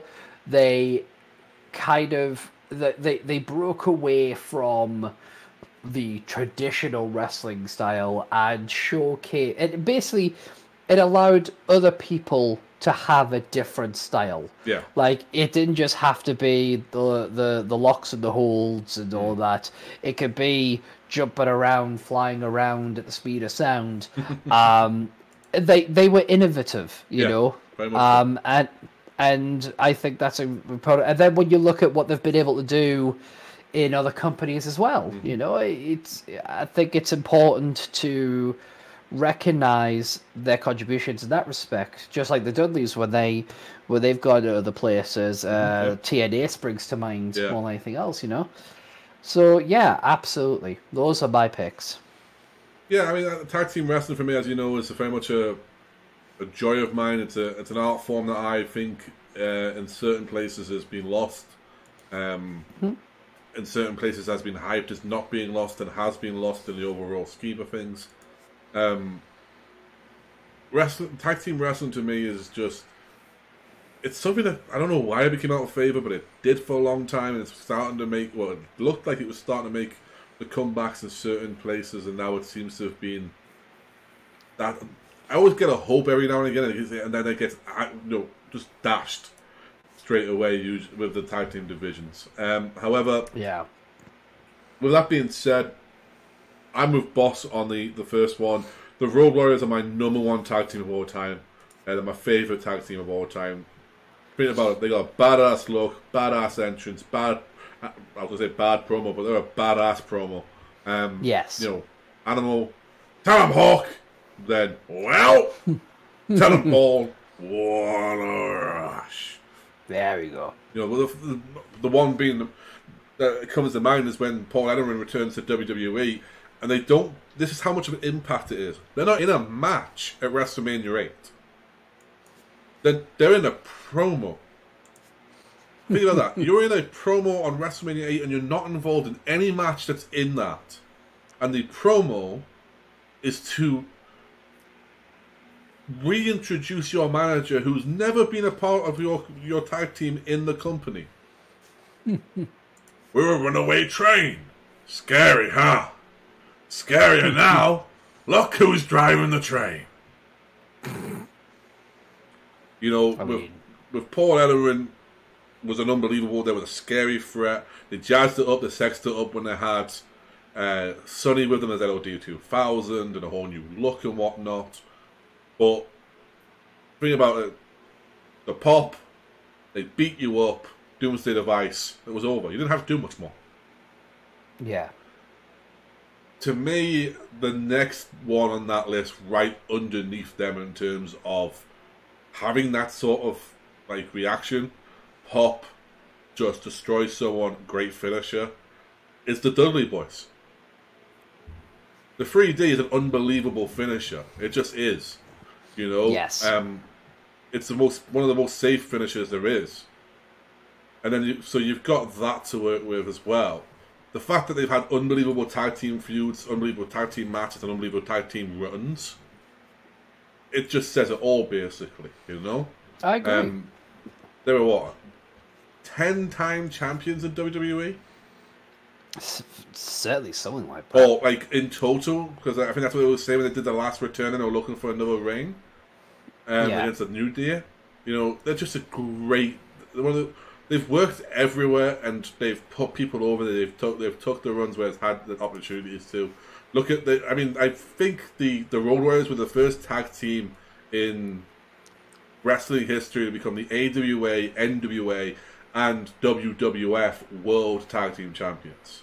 I believe the Dudley Boys were the second tag team, or maybe third, to hold the WCW, WWF, well, the first to hold the ECW as well, but also the IWGP Tag Team Championships. Or maybe it was the NWA. I mean, it was NWA, IWGP, and WWE.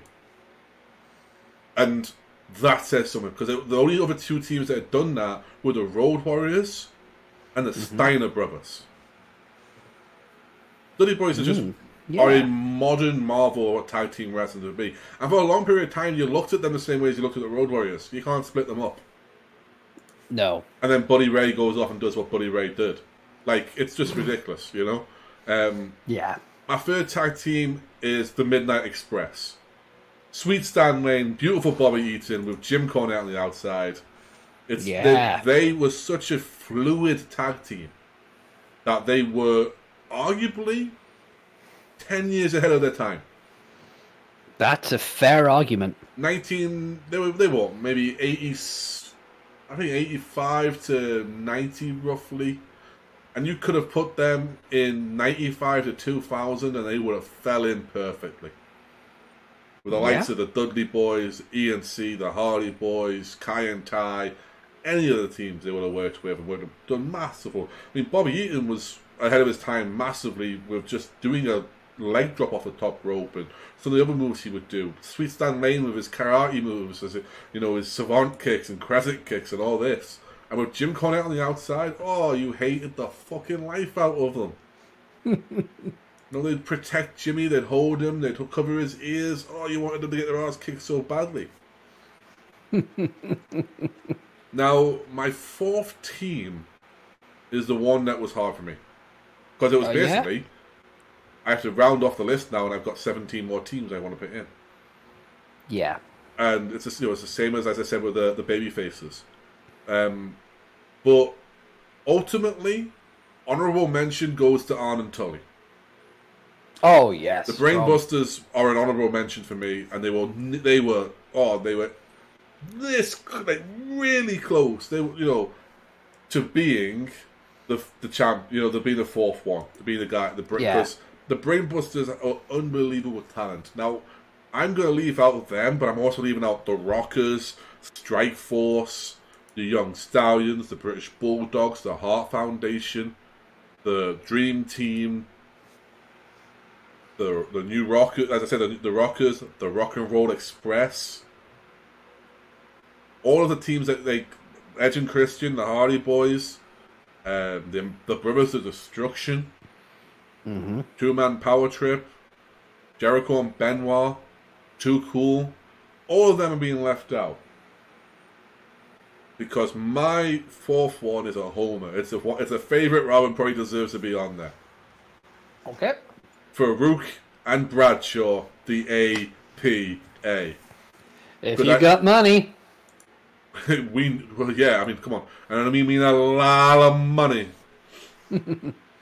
We need beer money. And that's the thing. I've left out a load of TNA ones. Yeah. LAX, Styles and Daniels. Because Bad Intentions, or STU is a node now. Sorry, Bad Influence, or STU. Bad Intentions, the Good Brothers, the Young Bucks. Beer money. Beer money themselves. I've left them all out because, to me, I like a tag team that's a tag team. The majority of them were able to split off and do their own thing, with the exception probably being the Young Bucks. I don't think you can ever split the Young Bucks. I think they are a team, and that is how they'll look. The APA were a team. And not just that, inside and outside the ring.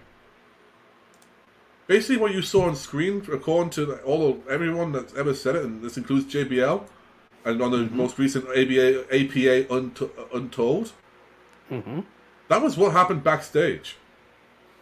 Really? Vince McMahon just said one night after seeing them out and about and having a good time, I'm going to put that on TV.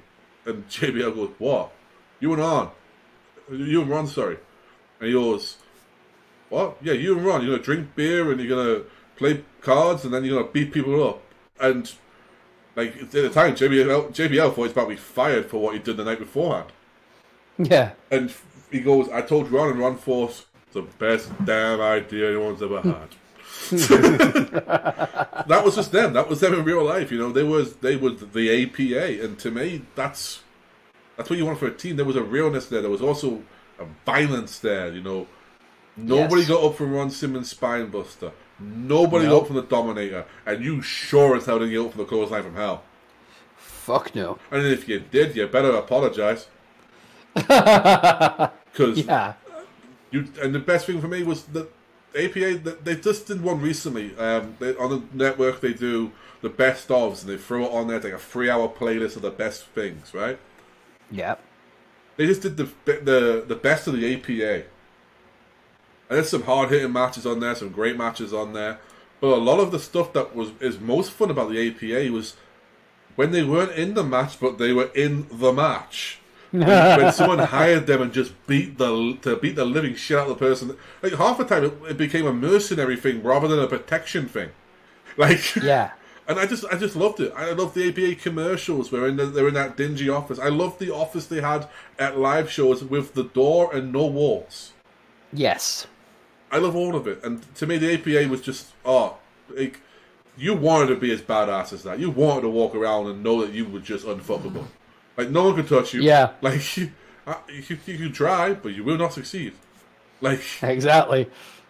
I mean, you may have seen a combination or a similarity between 3 of my picks there. They were badasses and they beat up people.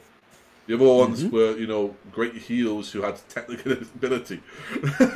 Yeah. But yeah, that's mine. That's my top 4. The APA, the Road Warriors, the Dudley Boys, and the Midnight Express. Excellent stuff. So again, let us know who your tag team Mount Rushmores are, and let us know if there's a leaning between either my list or Geeks. So we have 2 more. So this is the penultimate one, announced teams. So this is a little bit different, kind of like tag teams. We're not just looking at one person, but an actual gathering of people. So the first of my announced teams to go to Mount Rushmore is the combination of Bobby Heenan and Gorilla Monsoon. Yes. For me, not a lot needs to be said about this. This is kind of more, you know, I'm going to let Geek kind of take this one, because I imagine this is going to be on his list. Give it away. So, yeah. So I'm just going to jump into my second list. The second of my list is Jim Ross and Jerry the King Lawler. A classic combo. You know, the face and heel split has survived the test of time. My number 3, Tony Schiavone and Larry Zbyszko. The living legend, Larry Zbyszko. Absolutely. You know, obviously WCW. That was the team that you got in the first hour of Nitro. Yep, absolutely. And, you know, a good pairing. My 4th, might surprise some people, John Bradshaw Layfield and Michael Cole. Mago! I just love them. Mago! I just love that pairing. God damn it, Mago, what are you saying? Whether it was the JBL and Cole show, whether it was... I love the JBL and Cole show. Yeah, you know, whether it was just, shut up, Michael! You know... God damn it, Michael! I just loved that combination. They just work so well together. I often liked it when they put like a third in there, like Saxton or Matthews or something like that, who JBL would just fucking ride the whole fucking show. Yeah. It became like, you put a third in there and Cole no longer became the worst human being in JBL's life. It was whoever was in there instead with Cole. Like, yeah. Oh, God, but that's my list there. So, Geek, your Mount Rushmore. Teams. I mean, you've hit the nail on the head. Gorilla Monsoon and Bobby the Brain Heenan. It is, to me, I can put it up a few ways. This is the greatest heel face announce team. Bobby always, you know, I love the fact that when Bobby the Brain Heenan, he would do something, and Gorilla would point it out, and the Brain would turn around and go, "I was busy. What happened?" Oh, I didn't see that. You're lying. Like, or even afterwards when he was watching the footage, you know, like on prime time, they would watch the footage and go back into the studio, and Gorilla would go, "Can you believe that?" And Bobby would be, "What?" Or he would go, "I know, that referee was shocking." Like, he'd put it somewhere, you know, I can't believe it here. Why would Hulk Hogan need to do that? That sort of thing. Like, he'd make it so that it was like the opposite of what Gorilla was saying. And they had such good chemistry, them two. It was almost like Gorilla would say something, and halfway through him saying something, the Brain understood where he was going, and his response was ready. So I love them two together, and you know, obviously they became really good friends as well, which was, you know, Bobby Brain Heenan said that his Hall of Fame speech, the only thing that would make it better if the Gorilla was here. The Gorilla had passed away beforehand. The next one is JR and the King again, the same as Boss. And, you know, I can put it this way: when I put the network on, when it first launched, Boss will remember this. When it first launched in the US, I was trying to find ways to get it in the UK, and there was workarounds, and it worked, and I got it.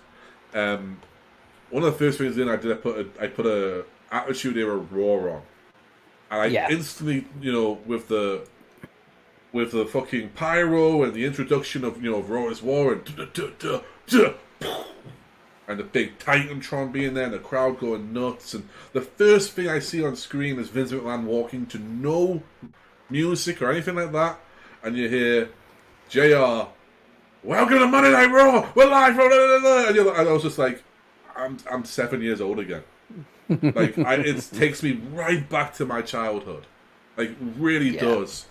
And they were just such a good team. Similar to Gorilla and the Brain, they understanding of where people were going to go and what was going to be said. And the King was a great heel, but he wouldn't deny seeing something; he just wouldn't mention it. Like, he just wouldn't answer. Yeah. And that's what. And every now and again, JR would get one over in King and stuff like that. So there was a great chemistry, and obviously, and King had some great sounds. Yeah, King had. King could tell you more about what happened than with a sound and a word would. You know. When Taker grabbed a hold of Kane, would grab a choke slam, like, you know, as you said, the high pitched one, or the, you know, before, you know, he was shouting puppies or stuff like that, you just see him just go, you'd hear his reaction of seeing something, if that makes sense. You know, he wouldn't say a word, it wouldn't make a sound, you just understood he was reacting.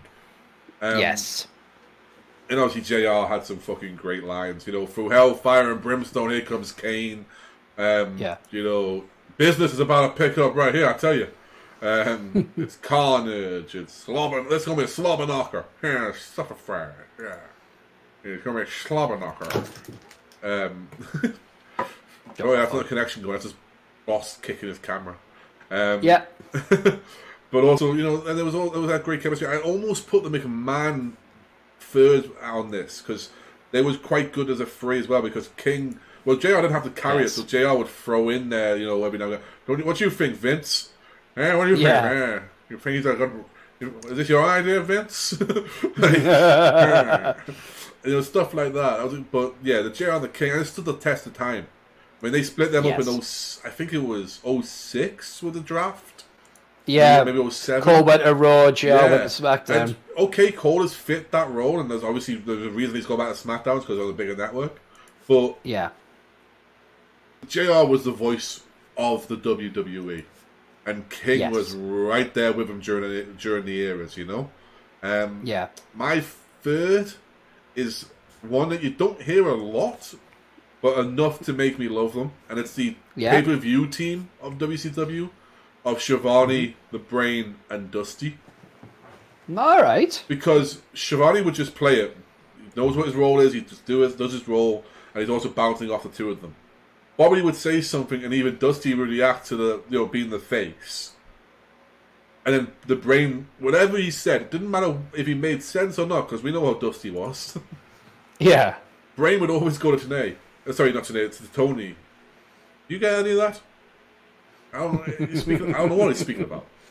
But yeah, it's a great one. I didn't hear it a lot as a kid. It is one of those ones that, as a retroactive fan for the pay-per-views, because I didn't get a lot of the pay-per-views when I was a kid with WCW because they weren't readily available. If anyone remembers, they didn't show the pay-per-views of WCW outside of America, but because of the deal that Sky Sports had, WWE was pay-per-views for a long time were just part of Sky Sports, which was fucking great. Yeah. And then even when they started to take them off Sky Sports and on the box office, we still got half of them on Sky Sports. But I distinctly remember a period of time where my mum would go, "Do I have to pay for this one?" And we go, "Nope, it's okay." Oh God, yeah. I love that period of time. But yeah, and then you've got the final one to me is Monsoon again. It's Gorilla in the Body. Oh wow! Because that takes me back to being a really young child. Because before The Brain was his co-host on everything, The Body was his co-host on everything, and even to the point of WrestleMania's, I think 6 was Ventura's last WrestleMania. So right up until that time, if you watched a WrestleMania or a clip show or anything like that, it was The Body and it was the Gorilla. And wow! Honestly, dude, I put that on a Survivor Series not on a big TV downstairs with the family. Everyone was out apart from my mother, and my mother went, "Oh, I haven't heard them voices in a while." It even kicked into her of me, putting tapes on over and over and just wearing the fuck out of tapes. Like, and it's just, they have such a connection because while he's a heel, he's not the typical heel that The Brain is. The Body would give some stuff now and again, but he'd throw in cheap jabs, like he'd call Tito Santana fucking Chico. He'd call him Chico and stuff like this, and when he hit the flying forearm, he'd call it the flying burrito. And, all sorts of these, like, really stupid things, but it would work. Yeah. And the thing was, like, The Brain would call Gorilla or Monsoon. The Body would sneak in Gino, which is Gorilla's real name. He would call him Gino all the time, and obviously for years I didn't know what that was. But so there was like a friendship, a camaraderie there, and there's a bit of give and take. Whereas The Brain and the Gorilla was almost like Eric Morecambe and Wise. There was that sort nice of comparison. There was like the sort of give and take, but there was a straight man to a fucking the fall guy. But yeah, that's mine. JR the King, Gorilla and the Brain. Tony, the Brain, and the Mountain Dream, and Gorilla in the Body. Fantastic. So again, guys, in the comment section, which list do you lean more towards, and what are your 4 commentating teams, Mount Rushmore? So we move on to the final Mount Rushmore, the whole thing, the one which is probably going to piss off the most people. It is our biased personal favourites. So that we're not saying who's the best in ring or whatever. This is just who are our favourites. So these are literally our top 4 favorites of all time. Yeah, that's it. That's all it is. So just if calm you're down. Gonna get pissy and you're annoyed that our favorites are these, A, fuck you. B, fuck you again. And C, you can't get pissy at an opinion. Yes. Unless you're American, and then you think an opinion's a fact. Yes. So my number 1, Mick Foley. Anyone who knows me is not surprised by this being my number 1. You are a big Foley fan, which is odd to me. That you're a Foley fan, and the majority of the Foley you saw was post his career, really. Yeah.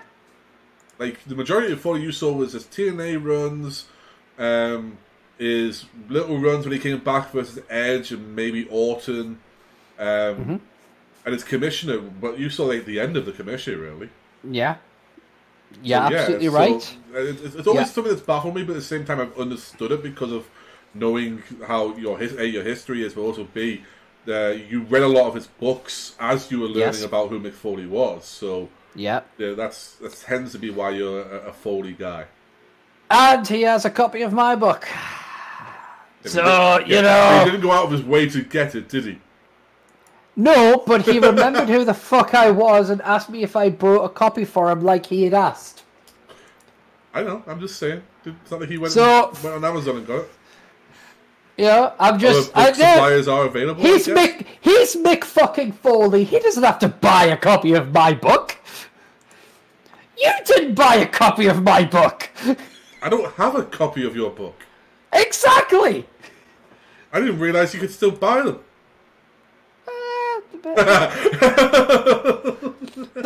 Look, let's not call the issue with facts here. Okay, bottom line is Mick Foley, a god on the mic, a god of promo, a fucking genius, a fucking psychological master. I love when you turn into Jack Black. Yeah, that's your fucking. But I just love Mick Foley. I love his writing. I love his psychology. I love his promos. I love the fact that because he's not a fucking, Ricky Steamboat or Chris Jericho or fucking Cesaro, that he has to wrestle in a different way. And he's not just, I'll just, cover myself with thumbtacks and throw you into a flaming dumpster or anything. Yes, he is a hardcore icon, but he's the just original King of the Death Match. Yeah, he is just never say die. Mm-hmm. It's like, I may not be the strongest or the fastest, but I guarantee you I'm the toughest. And I love him. Yeah. I love him. Now, someone who was very different in style, but not in spirit, William Regal. Oh, yeah. Love Master Regal. Again, a promo genius, but his in-ring ability is just sublime. He is the wrestler who will pick a single part of your anatomy and destroy it slowly. Oh yeah, and make you. If you want to look at Regal inspiration, or what the mark that William Regal has left on the business. Yeah. Then look no further than British Strong Style. Yes. Pete Dunne, Trent Seven, and Tyler Bate. Yeah. But then look at the likes of Cesaro, Daniel Bryan, Sheamus, Drew McIntyre, all, Wade Barrett, all have claimed that either Regal was responsible for them wrestling and getting to the WWE, or directly inspired their work style. Absolutely. Abso-fucking-lutely. There's William Regal, whether he's... And the thing is, he can be a great face or heel. He's better as a heel, yes, but he can be an amazing face because his face persona is the retired villain. Mm-hmm. It's like, for me, there is an equivalent in anime for me, and that is Vegeta from Dragon Ball Z. This person that is the ultimate villain. But now he fights for a higher honor, a higher glory.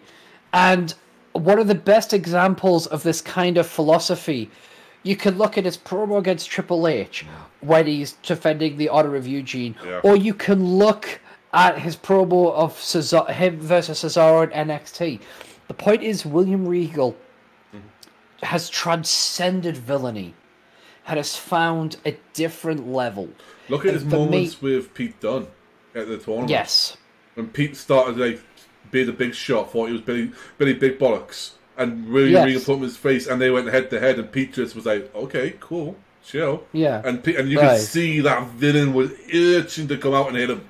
He was dying to just strike him and put him in his place. And then there's like those moments where he's been a GM and he's just kind of seen people and he just gives them the little sign that he gives for a villain of, across the face. Like, just, you really want to try me, sunshine? Like, it's just... Yeah, I mean... Exactly. Yeah, Regal's... I love Regal's in-ring style, and I've come to love him as a character. I think when I was watching Regal when he first debuted, obviously he was a man's man. So that was never going to get over to me, to understand why this American was English. Yeah. And then on top of that as well was I despised at the time the goodwill ambassador with Regal. I thought it was nothing more than what Americans think we are. Like, stop it! Don't give them that power. Yeah. But I did. William Regal's a great one there. Number 3, boss. Becky Lynch. Well, you might not. You put her on the GOAT list. For more information on that, see part 1. I don't give a fuck. I don't care. She is my favorite. She's my favorite everything. And I don't care. I literally... Yeah. I know Becky Lynch is your favorite wrestler going today. Yeah. Male, female, whatever. She's your number 1. Yes. Has that at all, as a fandom for her at least, softened with her being off for TV for a while? No. Oh, fair play. If anything, it's increased because we want her back. We want her back. You asked about the community. I meant for you personally. All right, I thought you were speaking for fandom. Community. I meant as in your fandom. Oh, my one personal fandom. I would like to point out, I don't have like my own fan club that I'm the chairman of or anything. No. I genuinely thought he was asking about the community at large. No, I meant your personal fandom for her. No, not at all. Not at all. Fair enough, because sometimes it does happen though. You have a favourite that's going, they're white hot, their momentum's going, and then when they disappear for a little while, I tell you who that happened with. I tell you who that happened with. CM Punk. Okay. That's what happened with me and CM Punk, because I was red hot on CM Punk. Oh, I can tell you a few things that happened for me, CM Punk. Yeah, and then when he fucked off, that's when I kind of started seeing it for like what he was. I was like, you know what? Fuck him. Yep. Fuck the whiny shit. Also, give fucking Scotty Goldman some money, you wank face. Yeah. Anyhow. How about Coke? Join the Dark Order. Exactly. You know what that means. So yeah, it's like my admiration and love and sheer fanboyism for Becky Lynch has not died. It is only I look forward to seeing her back. I don't think it's been that long. No, neither do I. I tentatively thought it was going to be Rumble. Yeah. Just because of the picture she threw up of her and the band at the fucking training facility. Yeah. But I was also the guy that thought Aleister Black would return and going to win it. The thing is, as well, I kind of feel kind of irked for you as well, because it's like, I just want Triple H's life, and then you see Seth Rollins, and you're like, you motherfucker. It's like Seth Rollins is like, okay, I'm going to take his pedigree, then I'm going to take Jimmy Churchill, then I'm going to take one of the hottest girls on the roster. It's like, listen, both you little shits. I'm pretty much certain that at some point I fell asleep in what was supposed to be my life and woke up in this current one, and Braun Strowman is currently living what was supposed to be my life. Yeah, yes. I was shaving my head and had this beard long before Strowman did. No. So let me go to my last one on this list. Sorry, number 4. Kurt Angle. I was not expecting that. No, Kurt Angle has always been a joy to watch, and even in his last few matches with Baron Corbin, Drew Galloway, Drew McIntyre, stuff like that. Yeah, of course, not in his prime, nowhere near as good as he was. But you know what? He has had an additional neck surgery since then. Yeah, yeah, but it's like I know. I think it's like Jeff Jarrett has this really stupid phrase he says, which I hate, which is like, I'm not as good as I was. But whoa! Don't you bring that in? That's a country song. Well, I'm not as good as I was once, but I'll be. I can't even say the fucker. I'm not. I fucking hate because it's so convoluted. But I can sing it though. When the song's on, I can sing it. I ain't as good as I once was, but I'm good once as I ever was. Yeah, the way I feel about it is like... I love that song. It's like... For me, it's more like... I may not be as good as I once was, but I'm still the best damn thing going. How I feel about Shawn Michaels. Well, fuck Shawn Michaels. It's like... I just feel like Kurt Angle was this true tour de force in wrestling, and... He was the epitome of what a prodigy is. Yeah, for me, Kurt Angle, like, if wrestlers represent something in the business, like, go on my list, like, Mick Foley represents the mind of wrestling. William Regal represents the villainy of wrestling. Becky Lynch represents the fire of wrestling, the fan support, just like Daniel Bryan, whatever. And then, by no means are these people the only representatives. Oh, yeah, sure. If we're looking at that logic, Kurt Angle is the legitimacy of wrestling. He's the fucking Dave Finlay going, wrestling's fake, is it? Grabs your finger and snaps it. Like, Kurt Angle is the, Daniel Puder, you want to be a fucking hotshot, do you? Kurt Angle is a guy who is humble about who he is, what he is. Yeah. And not only that, think about it. Kurt Angle, theoretically speaking, could have gone to Vince and said, look, I know you want me to lose Baron Corbin, but you know what? I really need my career to end high. And Vince and him would have gone back and forth, but Vince could probably have been convinced otherwise. If he really wanted to. But Kurt looks at the business and goes, did the right thing. Yeah, I'll shave my head. Yeah, I'll lose to this person. Yeah, I'll fucking say I want to, do animalistic things to Booker T's wife. I wasn't waiting for you to go there.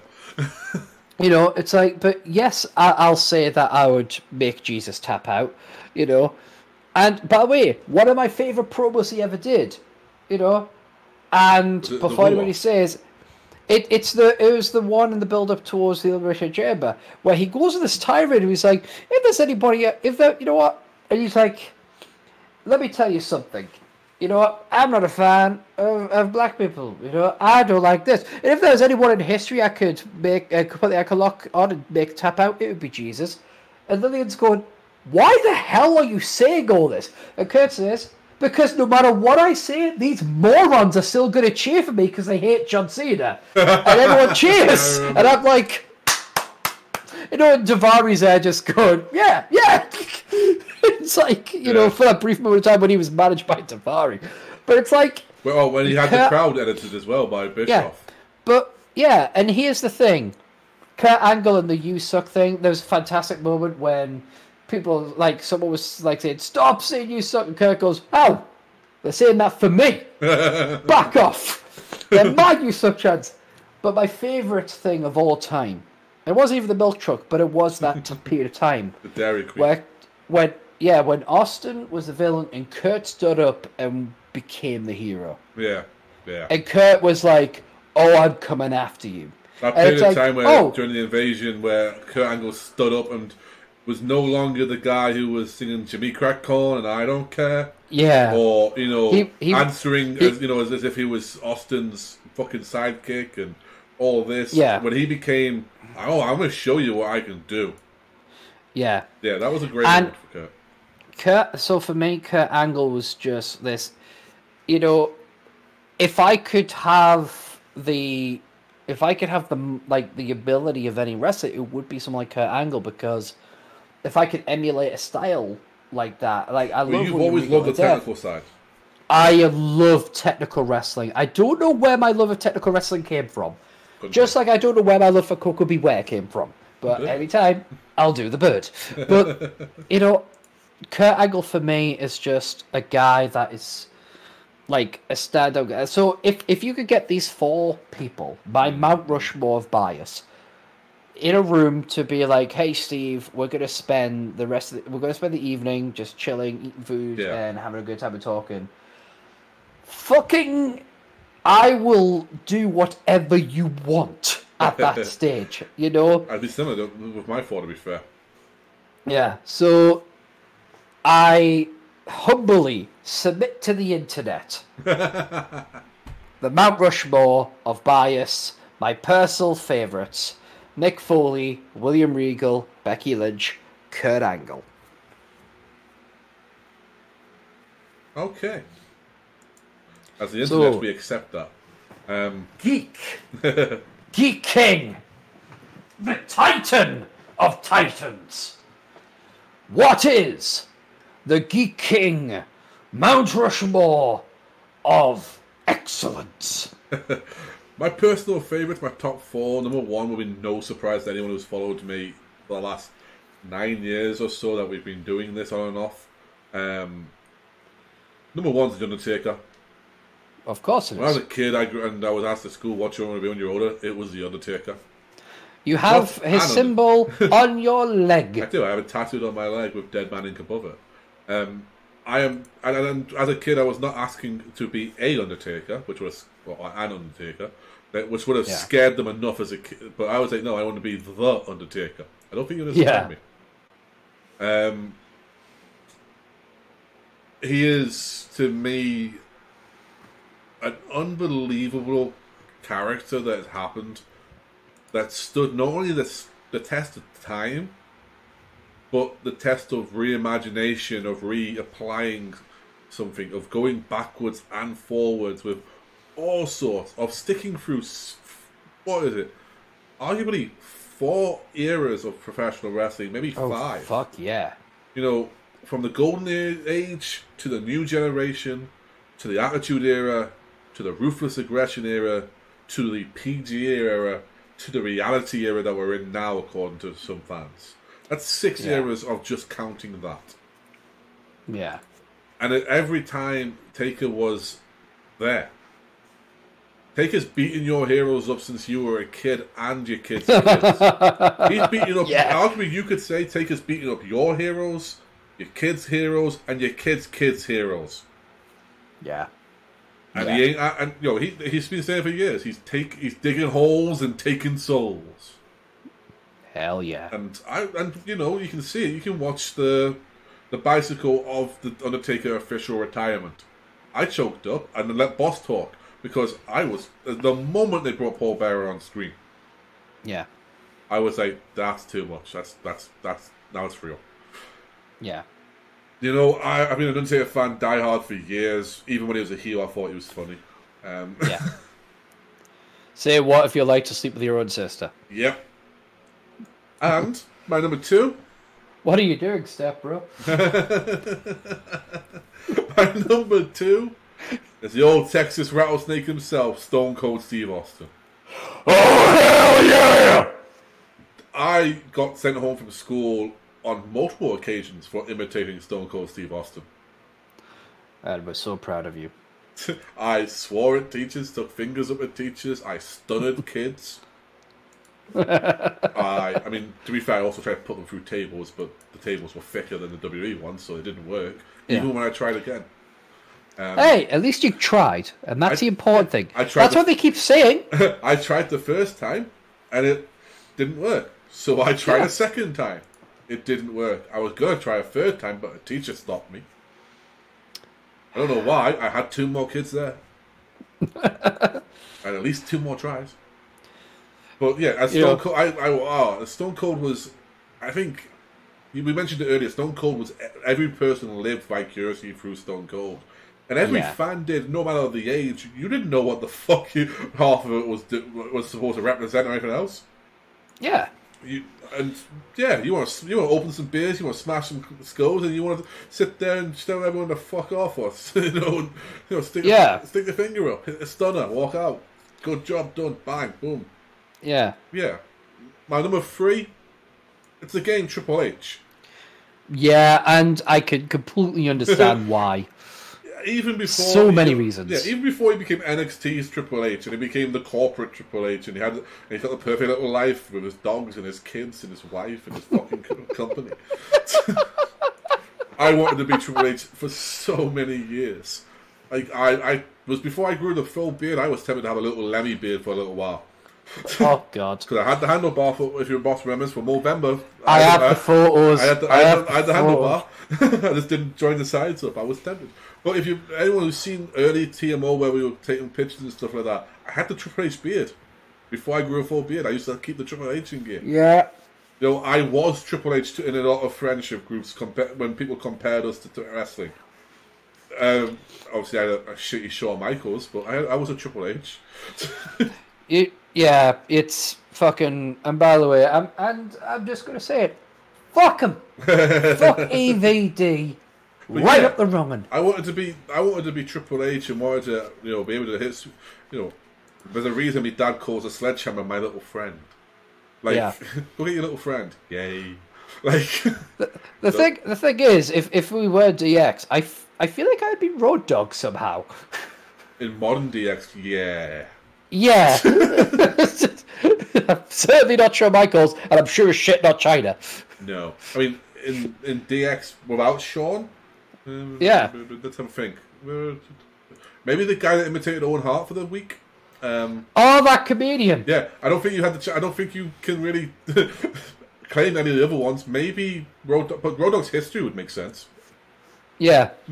But yeah, I mean, I basically wanted to be Triple H as much as any of the others. No, and I wasn't talking about being the Triple H who came out in suits and stuff like that. No, the leather jacket, the jeans, and the cool ass walk with the "fuck you, I'm better than you." And then when things got too tough, give me a sledgehammer. Like the thing about Triple H though, right? Like I don't know how well versed you are in Resident Evil, but for the Resident Evil fans out there, for me, Triple H's suit has always been like the leather jacket of Mr. X. The jacket is there to, limit. It's literally a limiter to Mr. X's powers and stops him from evolving into the monstrosity he eventually becomes. That is this Triple H suit. Yeah. It's like, when this suit comes off, the game is going to be played. The perfect example of that was when he was feuding with Brock Lesnar. Yes. And they tricked Paulie into agreeing to the match. Yeah.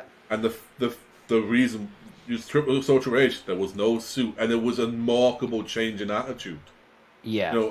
But yeah, I mean, Triple H, and also, like, in terms of wrestling ability and everything else, I've always been a fan of Triple H. I've always thought he had great ability, and, he's got some great matches, great feuds, obviously a lot of title runs on there as well. Yeah. My fourth and final one, for anyone who knows me, will know that this is not a surprise. I don't think any of my top 4 have been. But the last one is Latino Heat, Eddie Guerrero. Basically, if I have at some point tried to imitate all 4 of these in my lifestyle. Yeah.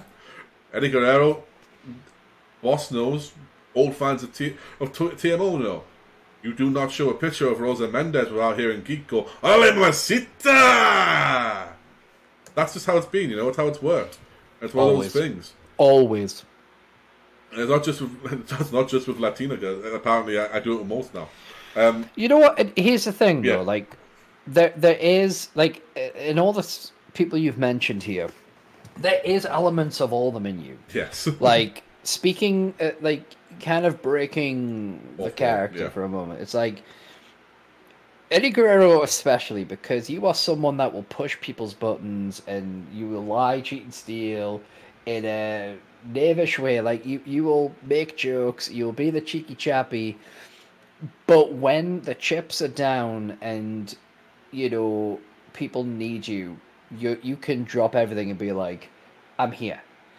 Very in that Eddie Guerrero way of just like, because one of the stories you hear a lot about Eddie Guerrero is like how he always had like a Bible verse ready, and stuff like that, or he always had some kind of advice. There was no one he wasn't willing. Like, you didn't have to be a veteran of the business to get Eddie Guerrero's ear. No, you could be a rookie and he'd be like, you see him down, and you are definitely someone that when the chips are down, you're like, hey, it's cool, man. Thou shalt have no fear, for thou hast geek. Triple H, you are a person who, like, when I here's the thing, like, this is definitely going into kind of like BTS of TMO. When TMO used to be a regular podcast, it was me directing traffic, and it was definitely getting to a point where the fun was being grounded out a bit because I was very militant in how I ran things. Yeah. Geek has a very different approach to how we do things, and it's a lot more fun. And it's a lot more chill and relaxed. And that's just because you look at how things are being done, and you like, that's not how it should be done. And rather than just bitch about it, you fucking do it and prove it. Then with Austin, I mean, I've never seen a man drink a beer like you. You don't give a fuck about people's opinions. You're just like, what? You don't give a shit. So at The Undertaker, I've not I still love it. And when I think back to Comic-Con, and that kid walked up to you, was like, hey, you want a duel? And you just went, walk away. And it's the sniff, and then they run, and I laugh like the little nerd that hides behind the bully going, yeah. It still makes me laugh how you put the fear of death into people. And my God, it is fucking great. And I appreciate that. The Taker thing as well, a lot of people said that, like, when I'm standing around, I have the same things you used to say from Taker. The mannerisms and stuff like that, And I'm like, I don't know, this is how I am, Like, but I appreciate all of that. But yeah, I mean, essentially, like I said, these are just the 4 people that are my top 4 list, and ones that I worked it out as well, boss. It's probably the 4 wrestlers I have the most merchandise for. That does not surprise me. I've got a couple of Austin ones. I've got about 6 Triple H ones. I have a Taker one that I refuse to throw out, even though it's like 3 sizes too small. The annoying thing is, I have nothing of William Regal or Kurt Angle. I have Becky Lynch, Pop Vinyl t-shirts. It's ridiculously hard to get a William Regal one. I don't even have his book. I do. The problem is, even if I got his book, I wouldn't be able to read it. My brain doesn't let me do that anymore. I have to have it on audio. I've got it. It's signed. I met him and he signed it. He said he was surprised that anyone read it. I was like, oh, that's good. That's your Guerrero showing. But yeah, there's my top 4. My final 4. My favorite 4: The Undertaker, Stone Cold Steve Austin, Triple H, and Eddie Guerrero. But yeah. So guys, as always, put your comments in the bottom, do your thing, Yeah, been telling you every single one. don't forget, we want to know what your guys' Mount Rushmores are. We're not just saying that because we want you to, fucking get involved in just to help our numbers. It's not about that. No. We are genuinely curious to hear what you guys have to say because it gives us a unique perspective. We can kind of see where you guys are at. And again, also feel free to send us suggestions for other Mount Rushmores that we can do in the future because we're always open to those ideas. Or even throw us some ideas for some shows. If you have an idea of what we could talk about, we'll do some fancy booking. Send it over. We'll have a chat and see if it works out for a show. You got any ideas for just topics that you want us to talk about? We've done a Dream WCW versus WWE card. If you want us to do something more modern, send it over. If you want to see we're talking on the beginning of the previous one of maybe doing a 5 worst and 5 best storylines episode, which we'll hopefully work out and come to you. Just give us throw some suggestions. Ask us hypotheticals. Imagine the situation where this happened. you know, what do you think would happen next, or what do you think should happen next? Those kind of things. We're open to all ideas. Open to anything, anything and everything that's involved in the world of professional wrestling, whether it's that's then, thou, or forever. As I said, though, that is all of our Mount Rushmores that we've got so far. It's been, I know it's a long 2 episodes, but thank you for sticking through with us if you have. If you haven't, I completely understand, and fuck you, because you won't be listening now. But ultimately, fuck those guys. That's everything we've got in store for you. Part 1 will be, you know, linked in the bottom, either in the description or on the end of this episode, or even at the top of the beginning of the episode. Depends if I remember to do any of it. Now, again, we do want to remind you about a shout out that we gave out, and we want to do another reminder of our good friend Geek. Tell them all about this wonderful stuff. It's Scream Tea, so that is for your candles or for your sculptures or anything like that. If you want to, they're all cruelty free. They're vegan. I think they're soy based, all that sort of thing. So they're all good like that. Check out Instagram. You want to go at Scream_T_ for your inquiries, for lists or anything like that. Just send it there. I'm sure she's got all the information there for you to see what's available. So that's at Scream_T_. That, of course, is as in a cup of tea, not a tea you wear on your back. Speaking of teas, boss, we've got t-shirts ourselves. Such a good segue. Yeah, we've got t-shirts available. Well, we've got everything available. They're all basically any design you see will have a multitude of fucking options. Go to Redbubble for all your MIA needs. That is geekking.redbubble.com. G33KKing.redbubble.com. On top of that as well, you can find me at Geek Streams. That's Geek Streams, G33KSTREAMS on Twitter. Or you can find me on Twitch at twitch.tv/Geek King at the moment. So obviously bear in mind when this is posted, I'm doing a franchise mode on Madden, as well as some new other games that we're doing, as well as Geek King or Kai's Through even watches the tapes. Boss is at SteveJones313, good for what ails you. You can find him on Twitter, Instagram, and all the other good things. So pretty much, if there's a social media site and I'm on it, it's at SteveJones313. Yeah, I mean, you want tell you what, I don't know if he uses it or not, but fucking check him out as a DVR. He's got some good writing on there. Thank you. Yeah, so I'm everywhere, and my YouTube channel, in case you're interested, is generally infrequent song covers. I am going to be delving more into some other stuff as well. You know, but when it comes to things like certain gaming stuff like that, you'll probably see it more on a familiar channel, Geek. This one.